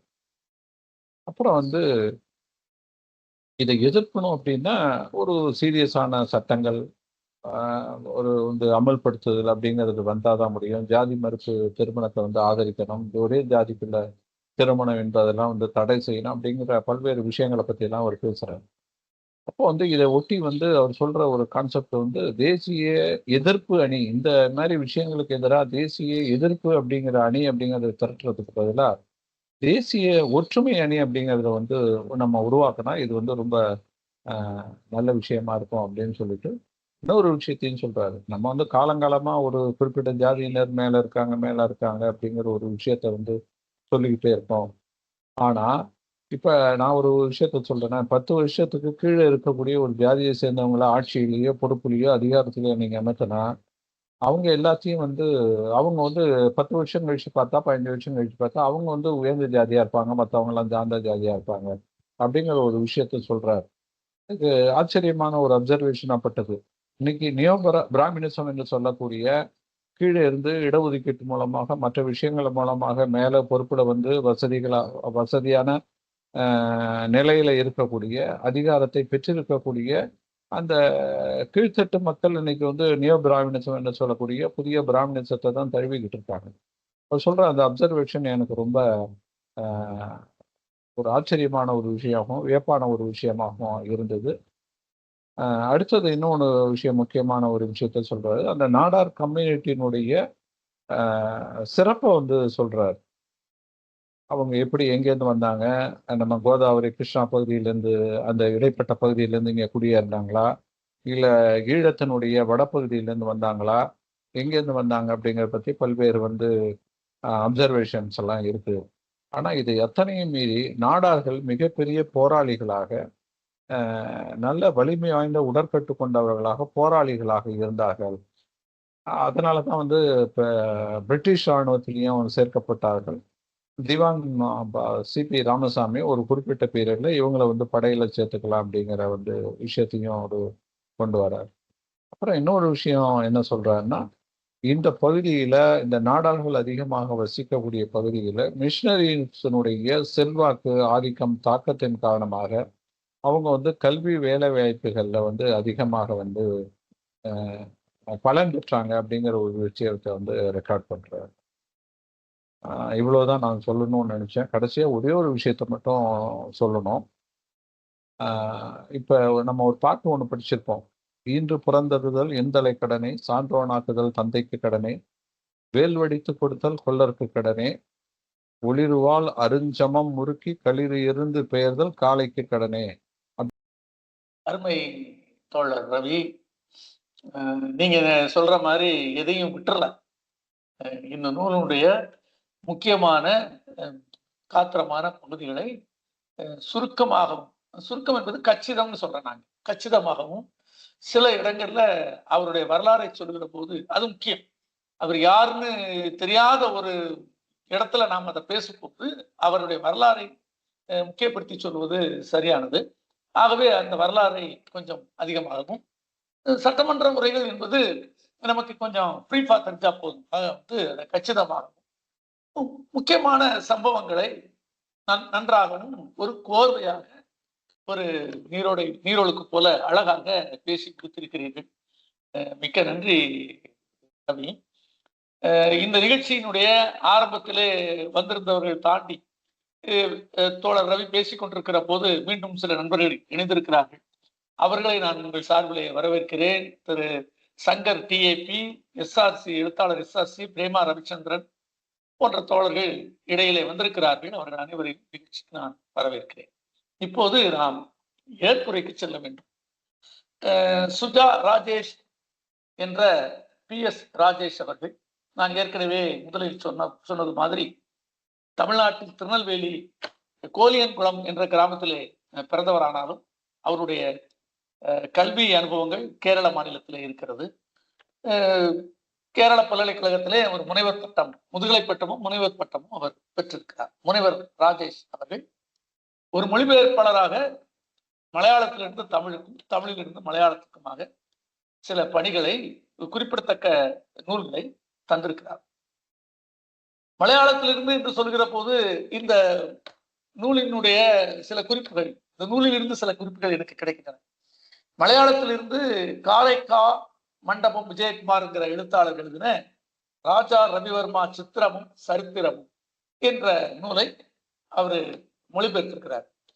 PF மேத்யூஸ் என்கிறவங்க எழுதின இருட்டில் ஒரு புனிதன் என்கிற ஒரு நூல்களையும் அவர் மலையாளத்தில் இருந்து தந்திருக்கிறார். ஆக இவர் குறிப்பான சிறந்த மொழிபெயர்ப்பாளராக இந்த பழைய செய்திகள் எல்லாம் இதுல இருந்து கிடைக்குது. தமிழிலிருந்து மலையாளத்துக்கு போனதுன்னு சொன்னா இன்னும் இனிக்கிறது என்ற கணேசன் அவர்களுடைய நூலை மலையாளத்துக்கு கொண்டு சென்றிருக்கிறார். அதே மாதிரி வணிகவியல் கற்பித்தல் முறைகளும் நோக்கங்களும் என்ற ஆங்கிலத்திலிருந்து தமிழுக்கு தந்திருக்கிறார். ஆக ஒரு சிறந்த மொழிபெயர்ப்பாளராக இருக்கிற திரு ராஜேஷ் அவர்கள் இந்த அரங்கத்திற்கு நம் அழைப்பை ஏற்று வந்திருக்கிறார். அவருக்கு நன்றி பாராட்டுகிறேன். அவருடைய நூல் இங்கே அறிமுகம் செய்யப்பட்டது. அதனுடைய முக்கியமான பங்கில் சொல்ல போனா இந்த குஞ்சன் நாடார் அந்த அந்த அந்த சொல்லானது நான் ஏற்கனவே கொஞ்சம் குறிப்பிட்டிருந்தேன். குஞ்சன் என்ற பெயர் நமக்கு தெரியவே இல்லை. இந்த நூலை படிக்கிற வரை எனக்கு தெரியாது. கன்னியாகுமரி, நாகர்கோவில், தேவிக்குளம், பீர்மேடு, செங்கோட்டை போன்ற பகுதிகள் தமிழர்கள் அதிகமாக இருக்கக்கூடிய பகுதிகளை தமிழ்நாட்டில் இணைக்க வேண்டும் என்கிற கோதாவில் இங்க சண்டை போட்டவங்கன்னு சொல்லும் போது நிறைய பேர் தெரிஞ்சாலும் கூட நேசமணி நாடார் அவர்களை மட்டுமே நமக்கு அதிகமாக தெரிந்திருக்கிறது. அது என்னன்னு தெரியல எனக்கு. ஆனா இந்த சில விஷயங்களை சில ஆட்களை தேடிதான் கண்டுபிடிக்க வேண்டியது. அந்த வேலையை இந்த புத்தகம் நிறைவு செய்கிறது. அந்த குஞ்சன் நாடார் என்ற அந்த ஆளுமையை நமக்கு தெரிஞ்சுக்கிறோம். இதுல நாடாருங்கிறதுக்கு நான் திரும்ப பாருங்க, ரவியும் குறிப்பிட்டார். அது எப்படி குறிப்பிட்டார் அப்படி என்றால், அந்த நாடார் என்ற ஆரம்பகால பதமான அவருடைய ஜாதியை குறிக்கிற சாணார் என்ற பதத்தினுடைய ஒரு சின்ன வரலாற்று சுவடை அவர் தந்தார். இங்க எனக்கு சொல்ல வேண்டிய ஒரு விஷயம் இருக்குது. தென் தமிழ்நாட்டுல, நான் திருநெல்வேலியை சேர்ந்தார். தென் தமிழ்நாட்டுல திருநெல்வேலி, குறிப்பா குமரி மாவட்டம், இங்க எல்லாம் பாத்தீங்கன்னா கிறிஸ்தவ மிஷினரிகள் கல்வி கொடுக்கிற போது அதிகமாக இணைந்தவர்கள் என்று சொல்லும் போது இந்த நாடார் ஜாதியை சேர்ந்தவர். கல்வி மறுக்கப்பட்ட ஒரு பின்புலத்தில் இருந்து கல்வியை தேடி அல்லது கிறிஸ்தவ மிஷினரிகள் பரப்புரைக்காக இந்த எளிய மனிதர்களை தேடிக்கொண்டார்கள் என்று வேண்டாலும் சொல்லலாம். எப்படியாயினும் அதிகமான ஒரு கல்வி வெளிச்சத்தை கிறிஸ்தவ மிஷனரி மூலம் பெற்றுக்கொண்ட நாடார் சமூகத்தினர் தங்களுடைய இயல்பான ஒரு இயல்புக்கு வெளியே, அது அவங்க வரலாற்றுல முதல்ல கிடையவே கிடையாது எனக்கு தெரிஞ்சு, இயல்புக்கு வெளியே வணிகத்தை தேர்ந்தெடுத்துக் கொண்டார்கள். ஆக வணிகம் என்ற ஒரு பொருளாதார பின்புலமும் கல்வி, கிறிஸ்தவ மிஷனரியால் வடிவமைக்கப்பட்ட கல்வி என்ற பின்புலத்தையும் பெற்றவர்கள் போராளிகளாக இருந்திருக்கிறார்கள் என்பது ஒடுக்குமுறையால் அவர்கள் தமிழர்கள் ஒடுக்குமுறைக்கு ஆளான திருவிதாங்கூர் மாநிலத்தில் அல்லது சமஸ்தானத்தில் இருக்கிற அனுபவங்கள் மட்டும் நமக்கு புரியுது. ஆகவே இந்த ஒரு குறிப்பில் தோழர் ராஜேஷ் அவர்களை இந்த அரங்கிற்கு ஏற்புரை வழங்க அழைக்கின்றேன். ராஜேஷ் அவர்கள் வாருங்கள், உங்கள் ஏற்புரை வழங்குங்கள். அனைவருக்கும் வணக்கம். ஒரு சிறந்த நிகழ்வு நுழைவலம் சார்பாக என்னுடைய பிள்ளை போராளி குஞ்ச நாடார் நூல் குறித்து நடந்த ஒரு சிறந்த நிகழ்வு. உண்மையாகவே இந்த காலை ரொம்ப அழகாக மலர்ந்திருக்கிறதுன்னு சொல்லலாம். மிக சிறப்பான முறையில இந்த நூலை ரவி அவர்கள் மிகச்சிறப்பாக மிக ஆழமாகன்னு சொல்லலாம். நமக்கு கோமதி சங்கர் சொன்ன மாதிரி சுருக்கமாகனு சொல்றதை விட கச்சிதமாக எந்த விடுபடல்களும் இல்லாமல் அவன் என்ன அந்த புத்தகத்திற்குரிய சாரங்களை எடுத்து சொல்லக்கூடிய அளவுக்கு மிக சிறப்பாக சொன்னாரு. நானே மறுபடி அந்த புத்தகத்தை படித்த ஒரு உணர்வு எனக்கு ஏற்பட்டது. அந்த அளவுக்கு ஒரு சிறந்த முறையில நிறைய பேர் புத்தகத்தை பற்றி பேசுகிற போது புத்தகத்திலிருந்து வெளியே போய் தேவையில்லாத விஷயங்களை பேசுவதைத்தான் அந்த இலக்கிய கூட்டங்கள்ல அதிகமாக பார்த்திருக்கிறேன். ஆனா ரவி அவர்கள் மிக அருமையாக அந்த புத்தகத்திற்குள்ளாக இருந்து நிறைய விஷயங்களை பேசினார். அந்த வகையில நான் அவருக்கு முதல்ல நன்றி சொல்லணும், என்னுடைய வாழ்த்துக்களையும் சொல்லணும். இனி வரக்கூடிய கூட்டங்கள்ல நான் எப்படி பேசணும் என்பதற்கான ஒரு விஷயத்தையும் நான் அவர்கிட்ட நான் எடுத்துக்கிறேன். நம்ம புத்தகத்துக்குள்ள இருந்து பேசணுங்கிற ஒரு விஷயத்தை நான் எடுத்துக்கிறேன். நான் மட்டுமில்ல, நிறைய எழுத்தாளர்கள், இலக்கிய விமர்சகர்கள் அந்த கருத்தை எடுத்துக்கணும். அந்த வகையில் அவருக்கு என்னுடைய நன்றி. அவர் அந்த நிகழ்வை ரொம்ப மிக சிறப்பாக ஒருங்கிணைத்த தோழர் கோமதி சங்கர்.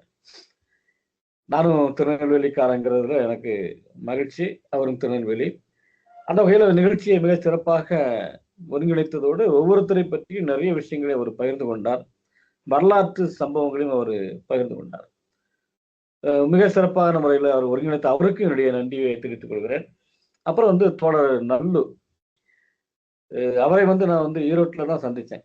அப்போ மொழிபெயர்ப்பு, இந்த இலக்கிய பணிகள் குறித்து இருக்கக்கூடிய பிரச்சனைகளை பேசும்போது அவர் ரொம்ப வருத்தத்தோடு தோழர், நீங்க வருத்தப்படாதீங்க, நாங்க இருக்கிறோம், நம்ம தொடர்ந்து பயணிக்கலாம்னு சொல்லி என்னுடைய ஒரு 4-5 புத்தகங்களை போட்டார். இன்னும் சில புத்தகங்கள் அவர்கிட்ட போடுவதற்காக இருக்கிறது. அது மட்டும் இல்லாம ஒரு குறைந்த கால அளவுல, எனக்கு தெரிஞ்ச ஒரு 3-4 வருடங்களுக்குள்ளாக தமிழ் சூழல்ல பதிப்பு சார்ந்தும் ஊடகம் சார்ந்தும் சிற்றிதழ் சார்ந்தும் இவ்வளவு ஒரு வீரியமான கருத்துக்களை, மிகச்சிறந்த புத்தகங்களை கொண்டு வரக்கூடிய ஒரு சிறந்த பதிப்பகமாக சுவடு இன்னைக்கு அது நாற்கரமாக மாறி இருக்கிறது. நாற்கரம் பதிப்பகம் இருக்கிறதுங்கிற விஷயத்துல எனக்கு உண்மையிலேயே சந்தோஷமா இருக்குது. எந்த இடத்துலையுமே தான் எடுத்துக்கொண்ட கொள்கை சார்ந்து விட்டு கொடுக்காத ஒரு மன உறுதி தோழர் நல்லுகிட்ட இருக்குது. அதுதான் அவரை ரொம்ப ஆரோக்கியமாகவும் ரொம்ப வலுவாகவும் ரொம்ப உறுதியாகவும் செயல்பட வைக்கிறதுன்னு நான் நினைக்கிறேன். நம்ம சில இடங்கள் நம்முடைய கொள்கை சார்ந்து இந்த எக்கனாமிக்கல் சார்ந்து இருக்கிற போது கொள்கையை விட்டு கொடுக்கக்கூடிய மனிதர்களை தான் நம்ம நிறைய பார்க்கிறோம். ஆனால் அவரை இந்த கொள்கையில ரொம்ப உறுதியா இருக்கிறாரு. பொருளாதாரத்தை பின்னுக்கு தள்ளிட்டு நமக்கு கொள்கை முக்கியம்.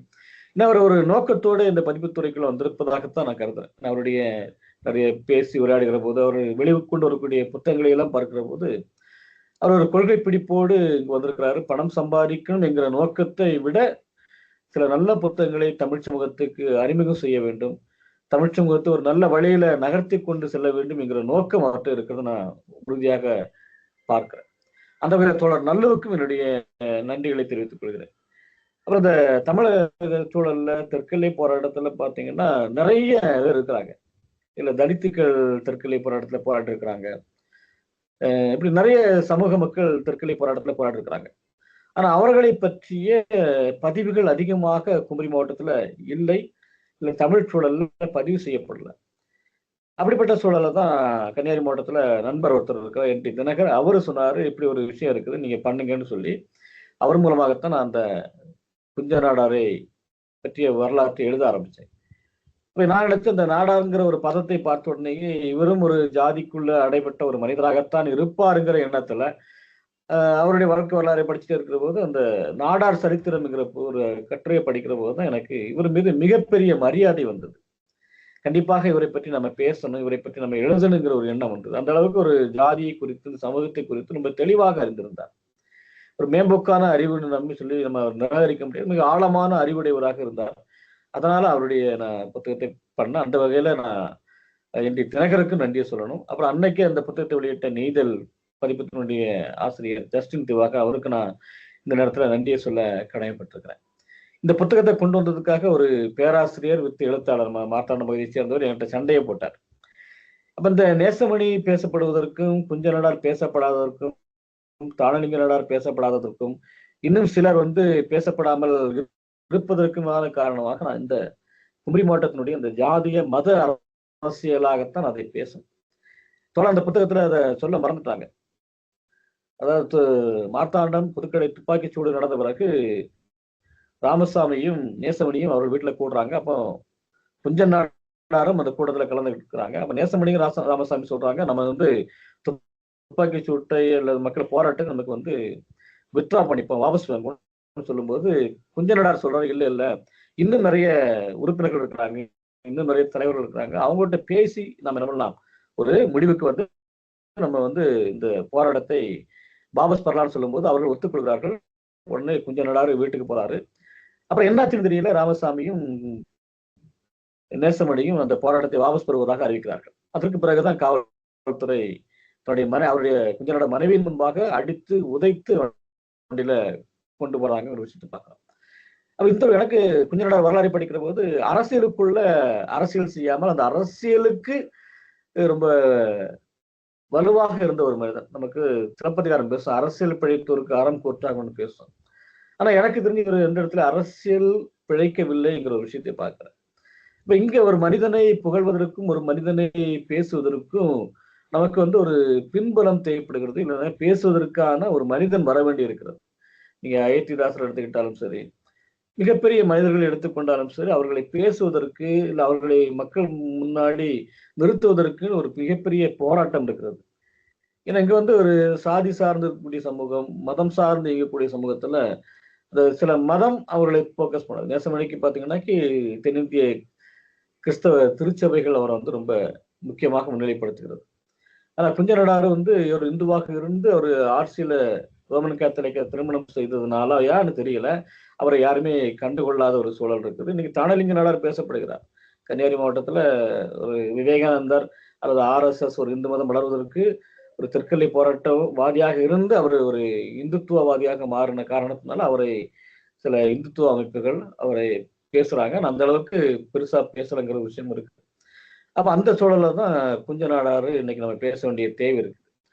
நான் சொன்ன மாதிரி குஞ்ச நாடார் புத்தகத்தை எழுதுறதுக்காக ஒரு பேராசிரியர் எழுத்தாளர் என்கிட்ட சண்டை போட்டு இப்பவுமே அவர் என்கிட்ட பேசுறது இல்லை. ஏன்னா அவருக்கு நேசமணி தான் முக்கியமான ஆளுன்னு நினைக்கிறார். நம்ம அதுக்காக நேசமணியினுடைய போராட்டத்தை நம்ம எள்ளி நகாடையில. ஆனா அவரும் மிக முக்கியமான ஒரு தலைவர். எல்லா ஜாதியையும் எல்லா தலைவர்களையும் ஒருங்கிணைத்து நடத்தின ஒரு சிறப்பு நேசமணி அவர்கிட்ட உண்டு. அவருடைய சட்டமன்ற உரைகளும் இதை விட ரொம்ப ஆழமான சட்டமன்ற உரைகளாக இருந்தது. இப்படி நிறைய பேர் பேசியிருக்கிறாங்க. என்னுடைய ஒரு எண்ணம் மற்றவர்களை பற்றிய அந்த சட்டமன்ற உரைகளையும் கொண்டு வர வேண்டும்ங்கிற ஒரு எண்ணம் இருக்கிறேன். ஆனா நம்ம ஒரு சுயநிதி கல்லூரியில ஒரு குறைந்த ஊதியத்துக்கு வேலை பார்க்கறதுனால நம்மளால நிறைய விஷயங்களை செய்ய முடியல. அந்த பொருளாதார இடையூறு நம்ம வேலையை தடை செய்கிறது.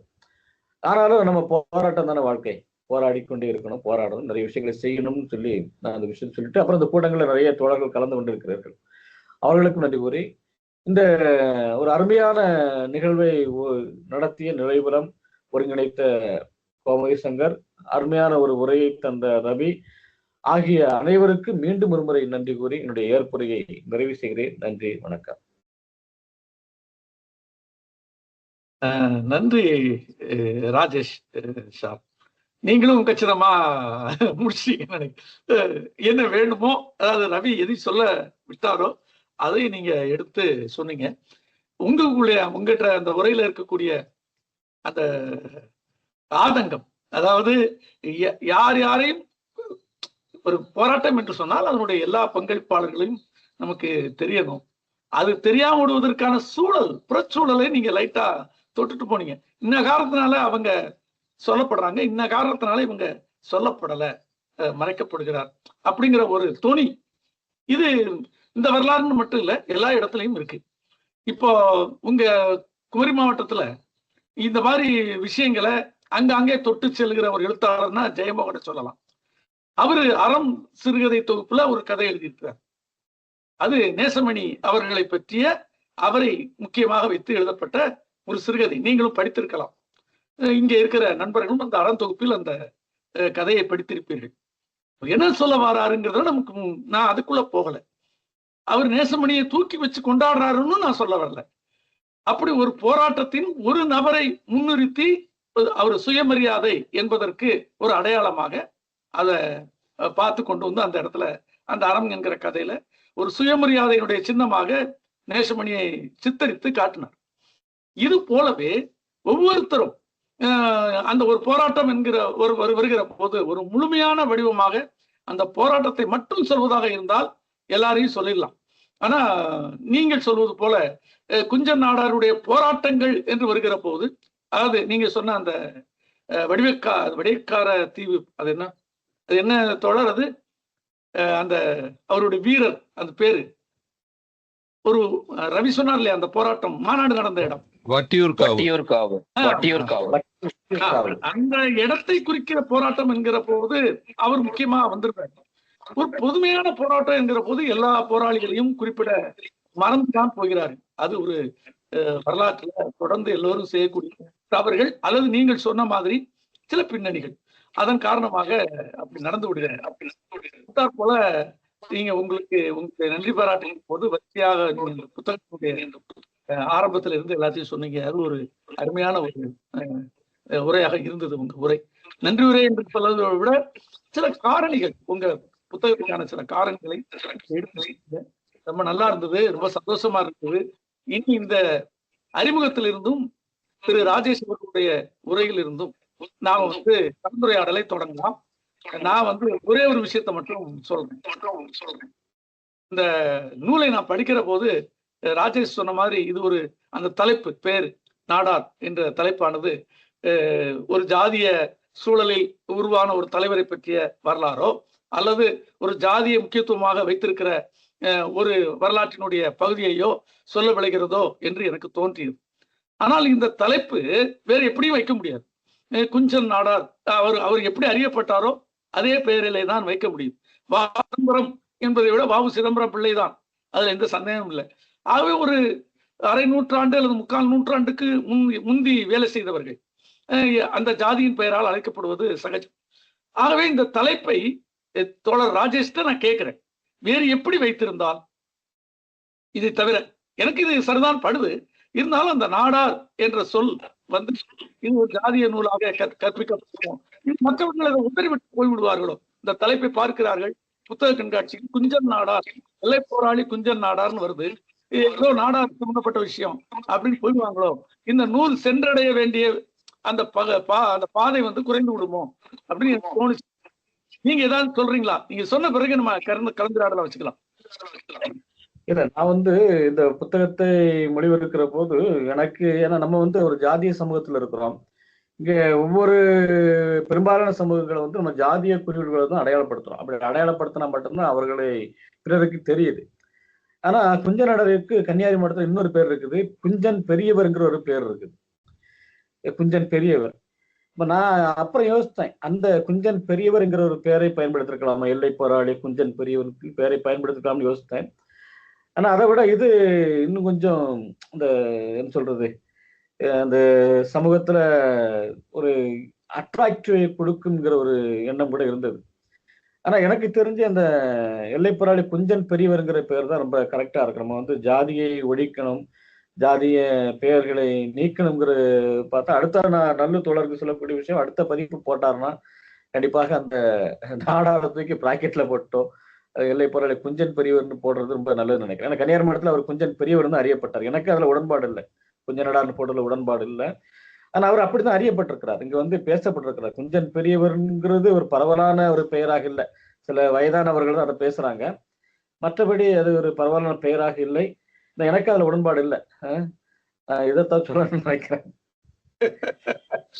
நன்றி ராஜேஷ் அவர்களே. இது பதிப்பாசிரியர் பேசும்போது நம்ம பார்க்கலாம், இதுக்கு அடுத்த ஒரு பரிமாணத்தை அவர் தரக்கூடும். நன்றி. இதை ஒட்டி ஒரே ஒரு தகவலை மட்டும் சொல்லாமா? சொல்லுங்க ரவி. சொல்லுங்க. இல்ல, இப்ப அந்த வலிந்து திணிக்க வேணாம் அப்படிங்கிறது தான் என்னுடைய கருத்து. ஏன்னா இன்னைக்கு நம்ம தமிழகத்தினுடைய மிகப்பெரிய சுதந்திர போராட்ட வீரரை நம்ம சின்ன வயசுல இருந்து, எனக்கு 66 வயசு, 55-56 வருஷமா ஒரு பேர்ல தான் ஒருத்தரை நான் அறிவிஞ்சிருக்கேன். ஆனா அவருக்கு இந்த வலிந்து இன்னைக்கு பெரியவருங்கிற ஒரு பட்டத்தை கொடுத்து பேசிட்டு இருக்காங்க. தேவையே இல்லை அது.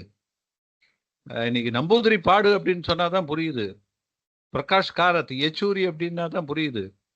அதனால குஞ்சன் நாடார் அப்படிங்கிறது அங்க அந்த பகுதியில் அறியப்பட்ட ஒரு தலைவரை நம்ம கொஞ்சம் நாடான்னு சொன்னதுனால அவருக்கு இழிவோ இல்லை ஜாதிய சாயம் பூசுவதாகவோ இருக்காது அப்படின்னு தான் நான் நினைக்கிறேன். அதனால அப்படி ஒன்றும் நம்ம அதுல எல்லாம் போய் பூர வேணாம். கொஞ்சம் நாடார் அப்படியே இருந்துட்டு போகலாம் அப்படிங்கிறது தான் என்னுடைய கருத்து. ஏன்னா இன்னைக்கு வலிந்து திணிக்கிறத நான் பார்த்துக்கிட்டே இருக்கேன். நான் சொல்லி பார்த்துட்டேன். ஏன்பா அப்படின்னா அப்படிதாங்க நம்ம சொல்லணும் அப்படின்னு வலிந்து திணிக்கிறாங்க. பல பேருக்கு புரியல, யார் பெரியவர்னு சொல்றாங்க, இவங்க யாரை சொல்றாங்க அப்படின்னு. அதனால தயவு செய்து அப்படியே இருக்கலாம் அப்படிங்கிறது என்னுடைய தாழ்மையான கருத்து. நன்றி ரவி. ராஜேஷ், ஒரு இந்த பகுதியையும் நீங்க மனசுல வச்சுக்கலாம். ஏன்னா சில தெருக்களை மாத்தினாங்கல்ல சென்னையில, வேற ஒரு பேர் இருந்திருக்கும், ஜாதியை சேர்த்து இருக்கும். திடீர்னு ஜாதி கட்டினாங்க. இப்ப பாத்தீங்கன்னா அதுல மொட்டையா ஜாதி இல்லாம ஒரு பேர் மட்டும் இருக்கும். ஆனா உண்மையில பாத்தீங்கன்னா அந்த பேர் இல்ல முக்கியத்துவம், அந்த ஜாதியோட சேர்ந்துதான் அது அவர் பேராக தெரிந்தார் முன்னால. அதனால இது இந்த கலந்துரையாடல இதை நான் கேட்டது கூட இதுல ஒரு உரையாடல் உருவாகணுங்கிறதுக்காகத்தான். நன்றி. நான் அடுத்த கலந்துரையாடல்களுக்கு நான் நண்பர்களை அழைக்கிறேன். அனிதா ஸ்ரீகாந்த் வாங்க.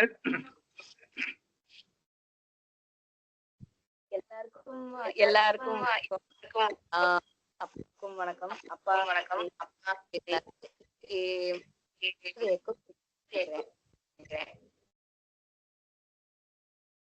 என்ன ரெண்டு அனிதா உங்க பேச்சு கொஞ்சம் சரியா கேட்கல, எனக்கு என்னன்னு தெரியல, மற்றவங்களுக்கு எப்படின்னு தெரியல. இப்ப கேக்குதுங்களா?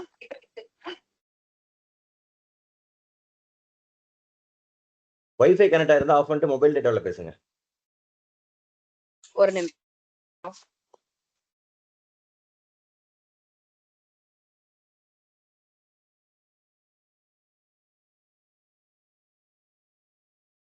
இப்ப கேக்குதா? எல்லாருக்கும் வணக்கம்.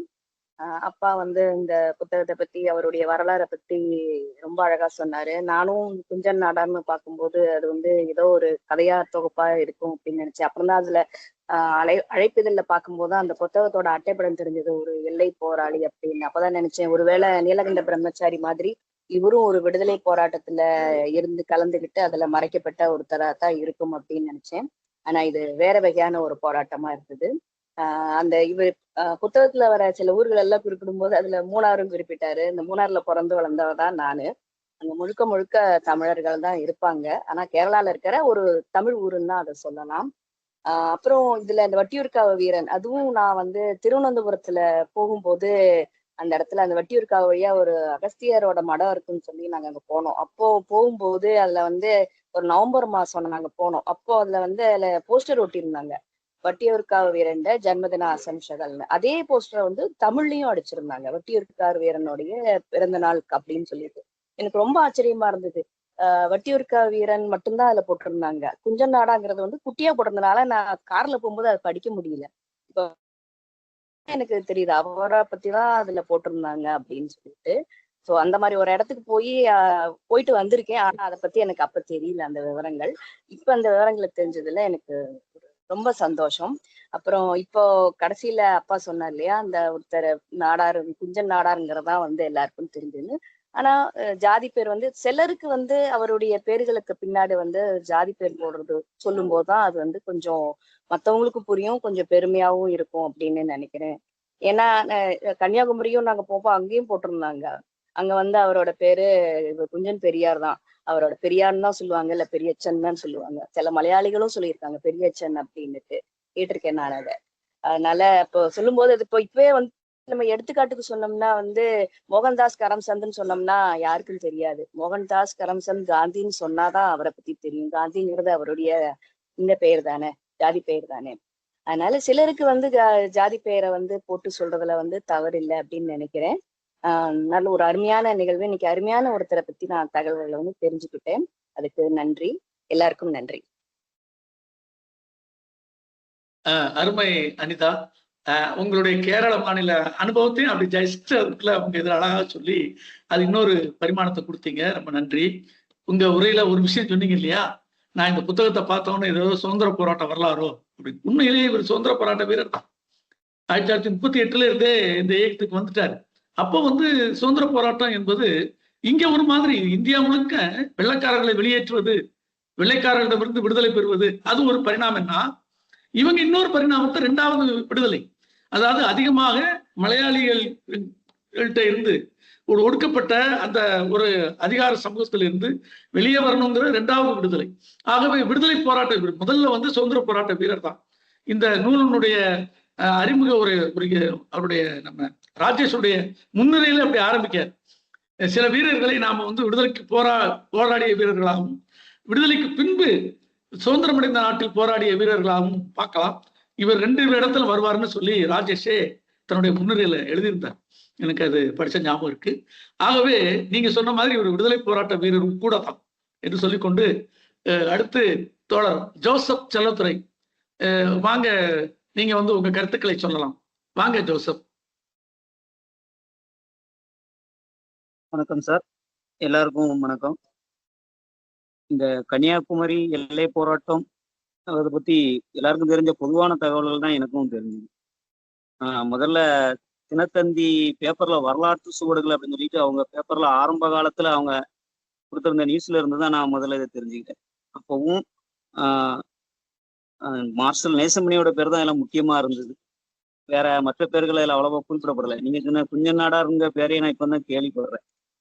2வது மாப்போசியோட வாழ்க்கை வரலாறுல அவர் எல்லை போராட்டத்துல கலந்துக்கிட்டார். அவருடைய வாழ்க்கை வரலாறு நூல் நான் வாசிச்சிருக்கேன்.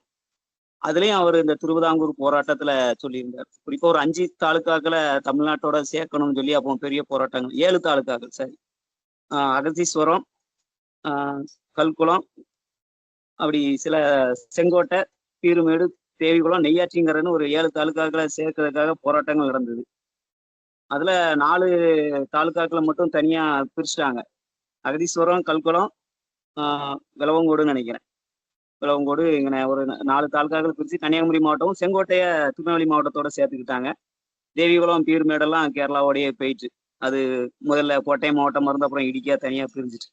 அப்போ அவர் மாப்போசியும் இந்த போராட்டத்துல கலந்துக்கிறதுக்கு வந்திருக்கிறாரு. நார்வேலுக்கும் கன்னியாகுமரிக்கும் வந்திருக்காரு. அவரும் இந்த குஞ்ச நாடாரை பத்தி எதுவும் ஒரு சின்ன குறிப்பும் அதுல இருந்த மாதிரி ஒன்றும் தெரியல. நானும் நார்வேல ரொம்ப வருஷமா இருந்திருக்கேன். எங்க சொந்தக்காரங்க வீடெல்லாம் அங்கதான் இருக்கு. தக்கலையிலேயே நான் ரொம்ப வருஷமா இருந்தேன்.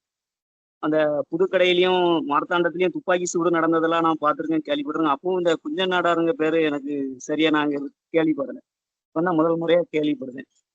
அதனால கண்டிப்பா இந்த நூலை வாசிச்சு முழுசா தெரிஞ்ச பிறகுதான் இது எப்படி இருக்கு என்ன ஏதுங்கிறத நம்ம புரிஞ்சுக்க முடியும். 2வது ஒரு வரலாற்றுல ஒரு போராட்டம் நடக்குன்னா அது ஒரு தனிநபர் போராட்டம், ஒரு தனிநபர் மட்டுமே தான் சில இடங்கள்ல முக்கியத்துவப்படுத்தப்பட்டு அப்படியே முன்னாடி கொண்டு போய்கிட்டே இருக்காங்க. அப்படி கிடையாது. எந்த ஒரு போராட்டமும் ஒரு இயக்கமா சேர்ந்துதான் நடந்திருக்கும். அதை நம்ம எல்லார்கிட்டையும் கண்டிப்பா எடுத்து சொல்ல வேண்டிய கடமை ஒண்ணு நமக்கு இருக்கு. அதனால இந்த மாதிரி தெரியாத ஆட்கள் யார் யார் இருக்காங்களோ, அந்த போராட்ட வீரர்கள் இருக்காங்களோ, அவங்களுடைய வரலாறுகளையும் நம்ம கண்டிப்பா தெரிஞ்சுக்கிட்டோம். குறிப்பிட்ட ஒரு ஆள் அவர் மட்டும்தான் செய்தார் அப்படிங்கிற மாதிரி அதை கொண்டு போகக்கூடாது. அப்படி கொண்டு போயிட்டாங்கன்னா அவங்கள ஏதோ ஒரு அரசியல் கட்சி அவங்க ஆட்களா பயன்படுத்திக்கிடும். அது அப்படி ஒரு அபாயம் இருக்கு. அத சார் முதல்ல சொன்னாங்க, எழுத்தாளர் அவர்கள் சொன்ன மாதிரி அவங்க மேல ஒரு மத அடையாளமோ இல்லை ஒரு ஜாதி அடையாளமோ அவங்க மேல ஈஸியா வச்சு அவங்கள என்ன பண்ணிக்கலாம், கவர் பண்ணிக்கலாம். அதனால அது அப்படி அந்த மாதிரி ஒரு இதுக்கு நம்ம இடம் கொடுத்துடக்கூடாது. ஒரு போராட்டம் நடக்குன்னா அது ஒரு இயக்கமாகத்தான் நடந்தது அப்படிங்கிறத கண்டிப்பாக பதிவு செய்யக்கூடிய ஒரு கட்டாயம் இருக்கிறது. அதனால கண்டிப்பா நான் இந்த நூலை வாசிச்சு அதுக்கு பிறகு இதை பற்றின கருத்துக்களை இன்னும் கொஞ்சம் விரிவா சொல்லக்கூடிய இடங்களையோ இல்லை எழுத வாய்ப்பு கிடைச்சால் நான் பதிவு செய்வேன். நன்றி சார், நன்றி. அருமை அருமை ஜோசப். ஒரு போராட்டம் என்பது ஒரு இயக்கத்தை பிரதானப்படுத்தி செய்ய வேண்டியது, அவ்வாறுதான் நடந்திருக்கிறது. ஆகவே அந்த பதிவுகளும் அதனை குறித்த பதிவுகளும் இயக்கத்தின் சார்ந்த பதிவுகளாக இருக்கணும்னு ஒரு அருமையான கருத்தை முன் வச்சிங்க. ரொம்ப நன்றி. அடுத்து தோழர் சங்கர் டிஏபி அவர்களை கருத்து சொல்ல வருமாறு அழைக்கிறேன். வாருங்க சங்கர். வணக்கம் சார். நல்ல ஒரு நற்காலை பொழுதுல புதிய விஷயங்கள் வந்து நம்ம தெரிஞ்சுக்க முடிஞ்சது. ஏன்னா போராட்டங்கள் நிறைய நம்ம பார்த்துருக்குறோம், கேட்டிருக்கிறோம். கேள்விப்படாத ஒரு இடத்துல இருந்து ஒரு விஷயத்த வந்து கேட்குறோம். இந்த எல்லை போராட்டம் அப்படிங்கிறதே நமக்கு பொதுவாக எல்லைன்னும் போது நாடுகளுக்கான எல்லை தான் நினைச்சிட்டு இருந்தேன். 2 மாநிலங்களுக்கு நடுவில், அதுவும் சுதந்திரத்துக்கு அப்புறமா நடந்த இந்த போராட்டம் வந்து இன்னைக்கு வந்து புதுசா தெரிஞ்சுக்கிட்டோம். அதுல குஞ்சன் நாடார் அப்படிங்கிறவரை பத்தி தெரிஞ்சுக்கிட்டதும் எனக்கு ரொம்ப புதுமையாகவும் இருந்தது. நிறைய நாள் நான் இவர் சொல்லியிருக்கிற இந்த ஊருக்கெல்லாம் நான் பணி நிமித்தமா வந்து பயணிச்சிருக்கிறேன். திருவனந்தபுரத்துல இருந்து கொல்லம் வரைக்கும், இந்த பக்கம் நாகர்கோவில், கன்னியாகுமரி எல்லா ஊருக்கும் போயிருக்கேன். இங்க இருந்து இப்படி ஒரு போராட்டம் நடந்திருக்கு அப்படிங்கிறத எனக்கு இந்த நூல் மூலமா தெரிஞ்சுக்க முடியுது. அதாவது அவருடைய பிறந்ததுலேருந்து 110 வருஷத்துக்கு அப்புறம் அவரை பத்தி எழுதப்பட்ட முதல் நூல் அப்படிங்கிற அறிமுகமா தான் எனக்கு இன்னைக்கு இந்த விஷயத்த நான் இந்த நூலை பார்த்துருக்கேன். பேசப்படாத அல்லது அன்ஸ்போக்கன் ஹீரோஸ் அப்படிங்கிற வரிசையில இவரை வந்து தெரிஞ்சுக்கிட்டதுலயும், இது வெளி உலகத்திற்கு கொண்டு வந்த எழுத்தாளர் ராஜேஷ் அவர்களுக்கும் வந்து இது மூலமா நன்றியும் வாழ்த்துக்களும் தெரிவிச்சுக்கிறேன். தொடர்ந்து இதே மாதிரியான அவருடைய ஆசைப்படி அடுத்தடுத்து இதே மாதிரியான அறிமுகங்களை அவர் கொடுக்கணும் அப்படின்னு ஆசைப்பட்டாரு. அது கண்டிப்பா நிறைவேறணும் அப்படின்னு வாழ்த்து தெரிவிச்சுக்கிறேன். ரவி சார் இந்த புத்தகத்தை வந்து இந்த புத்தகத்துல இருந்து என்ன சொல்லணுமோ அதை சொல்லி அதுக்கான நமக்கு அதுக்கான அந்த ஈர்ப்பை வந்து கொடுத்துட்டாரு. கண்டிப்பா இந்த இதை வந்து வாசிக்கணும் அப்படிங்கிற ஒரு ஈர்ப்பை வந்து கொடுத்துட்டாரு. அவருக்கும் நன்றியும் வாழ்த்துக்களும். நன்றி சங்கர். அறியப்படாதவர்களுடைய வரலாறு தொகுக்கப்பட வேண்டும் என்பதை முன்வைத்து அழகாக சொன்னீங்க. ரொம்ப நன்றி. அடுத்து எழுத்தாளர் SRC அவர்களை தங்களுடைய கருத்தை சொல்ல வருமாறு அவரை அழைக்கிறேன். வாருங்கள் SRC. எல்லோருக்கும் வணக்கம். ரொம்ப சிறப்பான நிகழ்ச்சி. இதுல இந்த கச்சிதமாக பேசிய அட்களூர் ரவியை நான் மிகவும் பாராட்டுகின்றேன். ராஜேஷ் அவர்களுடைய குஞ்சன் நாடார் பற்றிய நூலை நான் இன்னும் பார்க்கல. இருந்தாலும் அட்களூர் ரவியினுடைய அந்த உரைக்கு பிறகு அதை தேடி படிக்க வேண்டும் என்கின்ற ஆர்வம் வந்திருக்கின்றது.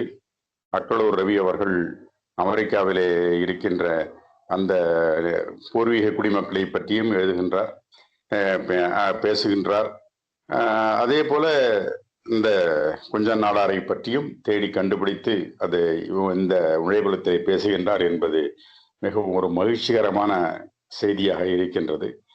இந்த புதிய தகவல்களை, மறைந்து போன தகவல்களை வெளிச்சத்திற்கு கொண்டு வந்து அந்த பெரிய மனிதர்களை எல்லோருக்கும் அறிய செய்ய வேண்டியது நம் எல்லோருடைய கடமை. அதை நுழைவலம் செய்து கொண்டிருக்கின்றது. அந்த வகையிலே நுழைவலத்திற்கும் என்னுடைய நன்றி. அழகாக ஏற்புரை நல்கிய ராஜேஷ் அவர்களை நான் பெருமையோடு வாழ்த்துகின்றேன். வாய்ப்புக்கு நன்றி. வணக்கம். நன்றி தோழர் SRC அவர்களே, அருமையாக சொல்லியிருக்கீங்க. அறியாத நீங்களும் கூட அந்த ரவி அவர்கள் தேர்ந்தெடுக்கிற அந்த நூல்களை சிறப்பை பற்றி இங்கே குறிப்பிட்டீங்க. ரொம்ப நன்றி. அடுத்து நாற்கரம் பதிப்பகத்தினுடைய பதிப்பாசிரியரும் நுழைபலத்தினுடைய ஒருங்கிணைப்பாளரும் ஆகிய தோழர் நல்லு அவர்களை பேச அழைக்கிறேன்.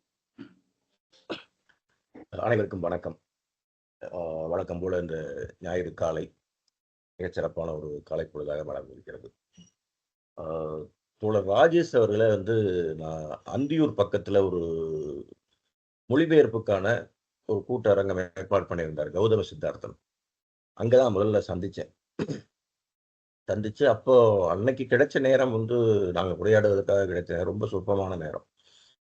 நம்பர் மட்டும் வாங்கிட்டு அதன் பிறகுதான் வந்து பேச ஆரம்பிச்சோம். அதுக்கு பிறகு அவர் மொழிபெயர்ப்பு சார்ந்து அவர் இயங்கக்கூடிய அந்த வெளிங்கிறது ரொம்ப பறந்துபட்டதா இருக்குங்கிறத நான் பார்த்தேன். முக்கியமா வந்து மலையாளத்திலிருந்தும் ஆங்கிலத்திலிருந்தும் பல்வேறு மொழிபெயர்ப்புகளை கொண்டு வந்துட்டு இருக்கிறத பார்த்தேன். நம்மால முடிந்த அளவுக்கு நம்முடைய பொருளாதார சக்திக்கு உட்பட்டு எத்தனை புத்தகங்களை இப்படியெல்லாம் கொண்டு வர முடியுமோ அதை செய்வோம் தோழர்னு அன்னைக்கே சொல்லியிருந்தேன். இன்னைக்கு பேசும்போது தோழர் ராஜேஷ் வந்து அவருடைய ஏற்புரையில பதிப்பகம் குறித்தும் பதிப்பு பணிகள் குறித்தும் ரொம்ப சிறப்பாக சொன்னார். அதற்கு என்னுடைய மனமார்ந்த நன்றி. ஒரு பதிப்பாளரை ஒரு எழுத்தாளர் பாராட்டுறதுங்கிறது ஒரு அரிதான நிகழ்வுன்னு தான் நான் பார்க்குறேன். அது எல்லா இடத்துலையும் நிகழ்ந்துறாரு. மிக முக்கியமா பதிப்பாளர் எந்த நோக்கத்தோடு செயல்படுகிறாருங்கிறத புரிஞ்சுக்கிட்ட ஒரு எழுத்தாளரும் அந்த உறவு பதிப்பாளர் எழுத்தாளர் உறவுங்கிறது ரொம்ப ஸ்ட்ராங்கா அமையும். அந்த வகையில எனக்கு தோழர் ராஜேஷனுடைய அறிமுகம் கிடைத்தது ரொம்ப மகிழ்ச்சியான ஒண்ணு. அவருக்கு என்னுடைய மனமார்ந்த அன்பும் நன்றியும். இந்த குஞ்சன் நாடார் புத்தகம் குறித்து பேசும்போது முதல்ல இந்த நாடாருங்கிற தலைப்புக்கே கூட வந்துடலாம்னு நினைக்கிறேன். மற்ற விஷயங்களுக்கு கூட பின்னாடி வரலாம். இந்த நாடாருங்கிற தலைப்புக்கே வந்துடலாம். நான் பல இடங்கள்ல மிக முக்கியமா இந்த தெருப்பெயர்கள் மாற்றம் குறித்து தோழர் கோமதி சங்கர் குறிப்பிட்டார். அதுலேயும் சரி, அண்ணா நூற்றாண்டு நூலகத்தில் வைத்திருக்கக்கூடிய அந்த எழுத்தாளர்கள் படங்கள் குறித்து அவங்க பெயரடையாளங்களை நீக்கிவிட்டு அவங்க வச்சிருக்கிறது குறித்து நான் அந்த பார்வையாளனா போனதில் கிட்டத்தட்ட 1.5 பக்கத்துக்கு ஒரு பெரிய கமெண்ட் அங்கே எழுதி வச்சுட்டு வந்திருக்கேன். அது வந்து மிகப்பெரிய பிழைங்கிறத நான் சுட்டி காட்டியிருக்கேன். வரலாறுங்கிறது நீங்க கடந்த காலத்துல போயிட்டு நீங்க டைம் மிஷின்ல ஏறி போய் பின்னாடி இருக்கிறத அழிச்சிட்டு வர்றது கிடையவே கிடையாது. வரலாற்று வாசிப்புங்கிறது நம்ம அதை செய்யவே கூடாது. வரலாற்றுல என்னெல்லாம் இருந்ததோ அதாவது அப்படியே இருக்கணும். அதை நாம வாசிச்சு அங்கிருந்து நம்ம எங்க நகர்ந்து வந்திருக்கோங்கிறத தெரிஞ்சுக்கணுமே ஒழிய நம்ம பின்னாடி இருக்கிறத வந்து அழிச்சிட்டு அதை நாங்க வந்து வரலாற்றை வந்து நாங்க மாற்றி அமைச்சிட்டோம்னு புலகாங்கிக்கப்பட்டுக்கிறதுல எந்த பயனும் இல்லை. அது வந்து வரலாற்றை திரிக்கக்கூடிய ஒரு செயல்ல தான் நான் பார்க்கிறேன். அது யார் செய்தாலும் சரி, அது எந்த சித்தாந்தம் கொண்டவர்கள் செய்தாலும் நீங்க வரலாற்றை இருக்கிறத மாற்றி எழுதணும்னு நீங்க நினைச்சீங்கன்னா அது வந்து ஒரு பெரிய அபத்தம்னு நான் நினைக்கிறேன். நம்முடைய பயணம் எப்படிப்பட்டது அப்படிங்கிறது ஒரு உதாரணத்துக்கு சொல்ல போனா ஒரு மனித குலம் எப்படி தோன்றி எப்படி ஹோமோசேப்பியன்ஸ்ல இருந்து நம்ம இங்கிருந்து வந்துகிட்டே இருக்கோம், வளர்ந்து வந்திருக்கோம் அப்படிங்கிறதெல்லாம் நம்ம இன்னைக்கு இந்த பரிணாம வளர்ச்சி குறித்தெல்லாம் வாசிக்கிறோம். நம்ம இதையெல்லாம் வந்து இல்லாம மனிதன் வந்து கடவுளால் படைக்கப்பட்டான்ங்கிற மாதிரி தான் நம்ம இந்த சாதி பெயர்களை அழிக்கிறதும் நான் நினைக்கிறேன். ஸோ அந்த இடங்கிறது ரொம்ப ஒரு தவறான செயல்பாடு. இன்னொன்னு இப்ப எனக்கு குஞ்சன் பெரியவர்னு அவர் அறியப்படுறாருங்கிற செய்தியும் எனக்கு புதுசு. இப்பதான் நான் அவர் ராஜேஷ் சொல்லி நான் கேட்கிறேன். ஏன்னா அது குறித்து நாங்க அதுக்கு முன்னாடி விவாதிக்கல. ஆனா எனக்கு வந்து குஞ்சன் நாடார் அப்படிங்கிற பெயரோட அந்த புத்தகத்தை வெளியிடுறதுல எந்த தடையும் எனக்கு இல்லை. யார் யார் எப்படி அறியப்பட்டார்களோ தோழர் தோழர் ரவி ரொம்ப பிரமாதமா சொன்னார். அது எந்த பெயர்ல எப்படி அறியப்பட்டாங்களோ அது அப்படியே சொன்னாதான் அது முந்தைய தலைமுறைக்கும் போய் சேரும், பின்னாடி தலைமுறைக்கும் அவங்க எப்படி அறியப்பட்டார்கள்னு தெரியும். இங்க வந்து பெரியாருங்கிற பட்டம் கொடுக்கப்பட்டு அவர் வந்து எல்லாராலும் பெரியார்னு அறியப்படுறாரு. அது அந்த பெரியாருங்கிற பெயரை உச்சரிக்க விரும்பாதவர்கள் பெரியார்னே சொல்ல மாட்டாங்க. அது அது வேற. ஆனா அதே நேரத்துல கேரளாவுக்கு போனீங்கன்னா நீங்க வைக்கம் போனீங்கன்னா அவர் வந்து பெரியசாமி ராமசாமி நாயக்கர் தான். அவரு அங்க பெரியார் கிடையாது, ஈவே ராமசாமி நாயக்கர் தான்.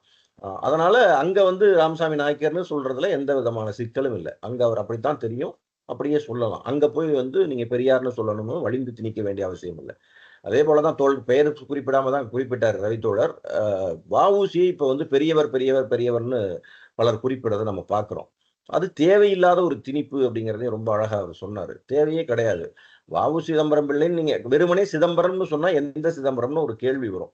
சிதம்பரம் பிள்ளைன்னு சொன்னாலும் தெரியும், வஉசின்னு சொன்னாலும் தெரியும்.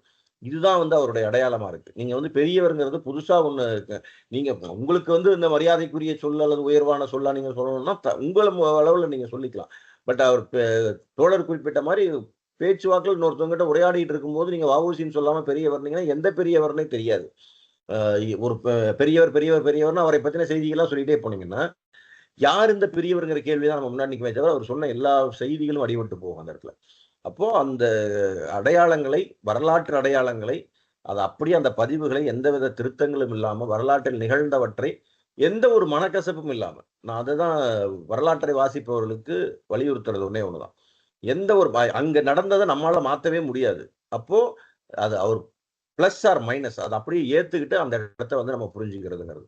ஒரு உதாரணம் சொல்ல போனா தோழர் கோமதி சங்கர் அவர்கள் நீலகண்ட பிரம்மச்சாரி நாடகத்தை தொடரா எழுதிட்டு இருந்தப்ப தோழர் ஞானபாரதி அதுல சாவர்கர் வராரு, சாவர்கரை நீங்க வந்து எப்படி குறிப்பிடலாம்னு ஒரு சின்ன ஆர்கியூமெண்ட் எல்லாம் வந்தது.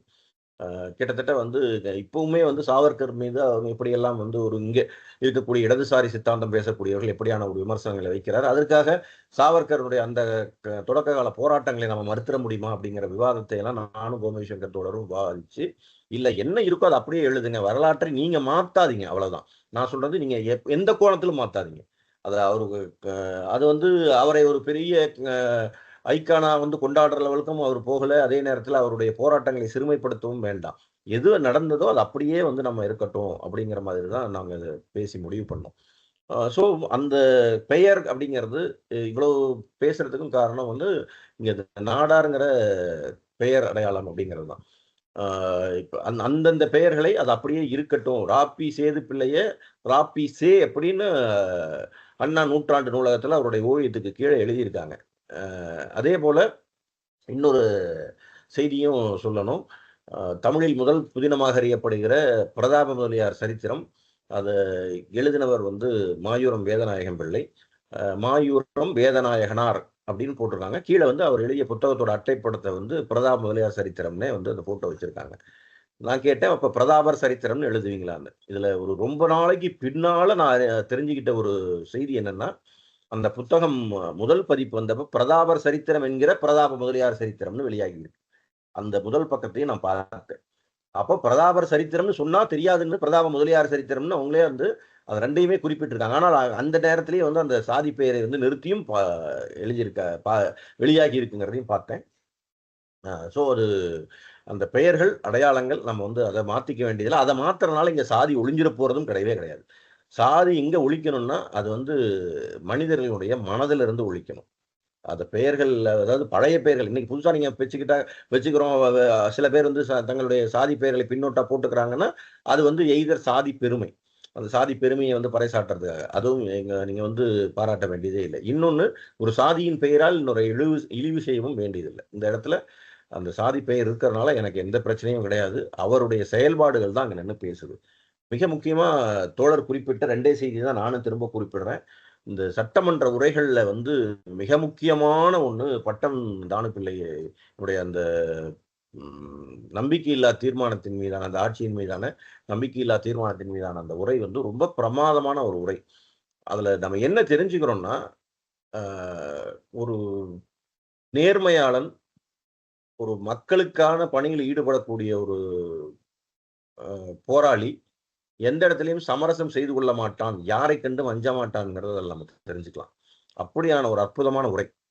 அதே நேரத்துல யாரையும் காயப்படுத்த வேண்டாம். இது வந்து அரசியல் தனிநபர் மீதான வெறுப்பு அல்ல, அரசியல் செயல்பாடுகள் மீதான அறச்சீற்றம் அப்படிங்கிறத அது புரிஞ்சுக்கலாம். அதை அவரும் சொல்லியிருப்பாரு. இன்னொன்னு, அந்த வட்டியூர்காவு மாநாடு அப்படிங்கிறது, இன்னைக்கு இந்த மாநாடுகள் குறித்து, கூட்டங்கள் குறித்தெல்லாம் இந்த சமகால அரசியல் அரங்கில் பல்வேறு விவாதங்கள் நடக்கிறத பார்க்குறோம். ஒருத்தங்களுக்கு வந்து புதுசா வந்து கட்சி ஆரம்பிச்சவங்களுக்கு மாநாடு நடத்த தெரியல இன்னும். கிட்டத்தட்ட ஒரு 100 ஆண்டு காலம் வளர்ந்த கட்சிகள் வந்து நாங்கள் எப்படி மாநாடுகளை நடத்துகிறோம் பாருன்னு பெருமை பேசுகிறதுமாக இன்னைக்கு சமகாலத்தில் இருந்துகிட்டு இருக்கு.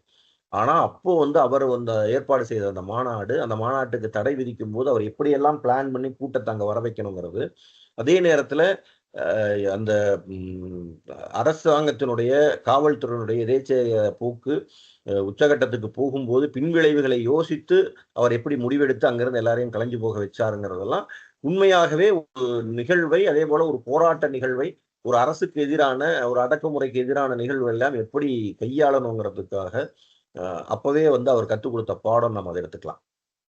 அதே போல ரொம்ப முக்கியமா வந்து இந்த வரலாற்றில் அறியப்படாத, தோழர் கோமசங்கர் கூட பேசும்போது குறிப்பிட்டார், ஒருத்தங்களை பற்றி ஒரு பெரிய போராட்டம் இருக்கு அப்படின்னா அதுல முன்னிலையில இருந்தவங்க மட்டுமே வந்து பல நேரங்கள் அறியப்பட்டும், பின்னால வந்து அவங்க உடன் நின்று செயல்பட்டவங்க, அந்த மாதிரி பல பேருடைய வரலாறுகள் தெரியாம போறதுமான இடங்கள் இருக்கு. அந்த அடிப்படையில இப்ப சற்று முன்னால் பேசிய தோழர் ஜோசப் செல்லதுரை கூட குறிப்பிட்டார். அதே போல சங்கர் குறிப்பிட்டார். சங்கர் வந்து ஜோசப் செல்லதுரை குறிப்பிடும் போது அவர் அந்த பகுதிகளில் வந்து அந்த போராட்டங்கள், அதை மட்டும் அந்த பேசிக்கான விஷயங்கள் மட்டும், ஏன்னா அவர் அங்கேயே இருக்காரு, அந்த விஷயங்கள் மட்டும் தெரிஞ்சிருக்கு, மற்ற விஷயங்கள் நான் தொடர்ந்து வாசிக்கிறேன். ஆனா சங்கர் வந்து நான் இந்த எல்லா இடத்துக்கும் டிராவல் பண்ணியிருக்கேன், ஆனா இங்கெல்லாம் இப்படி ஒரு போராட்டம் நடந்ததே தெரியல அப்படின்னாரு. ஸோ இந்த மாதிரியான விஷயங்களை, வரலாற்றில் நடந்தவற்றை நம்ம வந்து எல்லாருக்கும் அறிய தருவது தான் ரொம்ப முக்கியமானதாக இருக்கும். அந்த அடிப்படையில் நாற்கரம் பதிப்பு அந்த புத்தகத்தை வெளியிட்டதும் அப்படித்தான், அந்த நுழைவுடன் மொழியாக அந்த புத்தகத்தை நம்ம எல்லாருக்கும் அறிமுகம் கொண்டு போறதும் அப்படிதான். ஸோ இது நம்ம வரலாற்றின் இடத்திலேயே நின்று வாசிப்போம். வரலாற்றின் மீது நமக்கு எந்த ஒரு காழ்ப்பும் வேண்டாம். அங்க என்ன நடந்ததோ, அது எவ்வளவு பெரிய மனிதர்களாக இருந்தாலும் சரி, அல்லது ரொம்ப எளிய மனிதர்களாக இருந்தாலும் சரி, எளிய மனிதர்களுடைய பங்களிப்பை நம்ம வந்து மறுக்க வேண்டாம். அதே போல பெரிய மனிதர்களுடைய சிறு சிறு குறைகளையும் வந்து நம்ம அதை நியாயப்படுத்த வேண்டாம். அதை வந்து அக்செப்ட் பண்ணிக்கிறோம் இல்லைங்கிறது வேற விஷயம். பட் அதை நியாயப்படுத்தணும் ஒரு அவசியம் கிடையாது. ரைட், ஆஸ் இட் இஸ், அதை அப்படியே நம்ம வந்து கத்துக்குவோம். வரலாற்றின் இடத்திலேயே நின்று வாசிப்போம், வரலாற்றை புரிந்து கொள்வோம். இந்த நிகழ்வில் பங்கேற்று சிறப்பித்த அனைவருக்கும் என்னுடைய மனமார்ந்த அன்பும் நன்றியும். தோழர் ரவி அவர்களுடைய உரை குறித்து கச்சிதமான உரை அப்படின்னு தோழர் குறிப்பிட்டாரு. நம்ம இலக்கியத்துல இருந்து இந்த காத்திரமான ஒரு வார்த்தையை பல இடங்கள்ல பயன்படுத்துவாங்க. அந்த இடத்துல அந்த வகையில வந்து இந்த காத்திரமான உரை அப்படின்னா வந்து அந்த நம்பிக்கையில்லா தீர்மானத்தின் மீதான அவருடைய உரைன்னு பார்க்கலாம். கச்சிதமான உரை தந்த தோழர் அக்குலூர் ரவி அவர்களுக்கும் என்னுடைய மனமார்ந்த அன்பும் நன்றியும். நிகழ்ச்சியை ஒருங்கிணைத்துக் கொண்டிருக்கக்கூடிய கோமதி சங்கர் தோழர், நிகழ்வில் பங்கேற்று சிறப்பித்த எழுத்தாளர், மொழிபெயர்ப்பாளரும் பேராசிரியருமான தோழர் ராஜேஷ், நிகழ்வில் கலந்து கொண்ட தோழர்கள் அனைவருக்கும் என்னுடைய மனமார்ந்த அன்பும் நன்றியும். வணக்கம். மிக்க நன்றி. நல்ல தோழர். ஒரு பதிப்பாசிரியராகவும் வரலாற்றை எவ்வாறு புரிந்து கொள்ள வேண்டும் என்பது போன்றும் ஒரு கச்சிதமான, நீங்களும் கச்சிதமானு சொல்ல முடியாது, கொஞ்சம் கூட தான். ஆக ஒரு காத்திரமான உரையை இங்கே தந்தீர்கள், மிக்க நன்றி. இனி நாம ரபிட்ட போறோம். திரும்பவும் எழுத்தாளர் இந்த நூலை அறிமுகம் செய்த தோழர் ரவி ஏதாவது சொல்ல வேண்டுமானால் இப்ப சொல்லலாம். வாங்க ரவி. ஒண்ணும் இல்ல கோமதி, முடிச்சுக்கலாம். ரொம்ப நன்றி. இப்போ எழுத்தாளர் ராஜேஷ் அவர்களை அழைக்கிறேன். தாங்கள் ஏதாவது சொல்ல வேண்டும் என்றால் இந்த இடத்துல நீங்க சொல்லலாம். சொன்ன பிறகு நம்ம நிறைவுக்கு வரலாம். வாங்க ராஜேஷ்.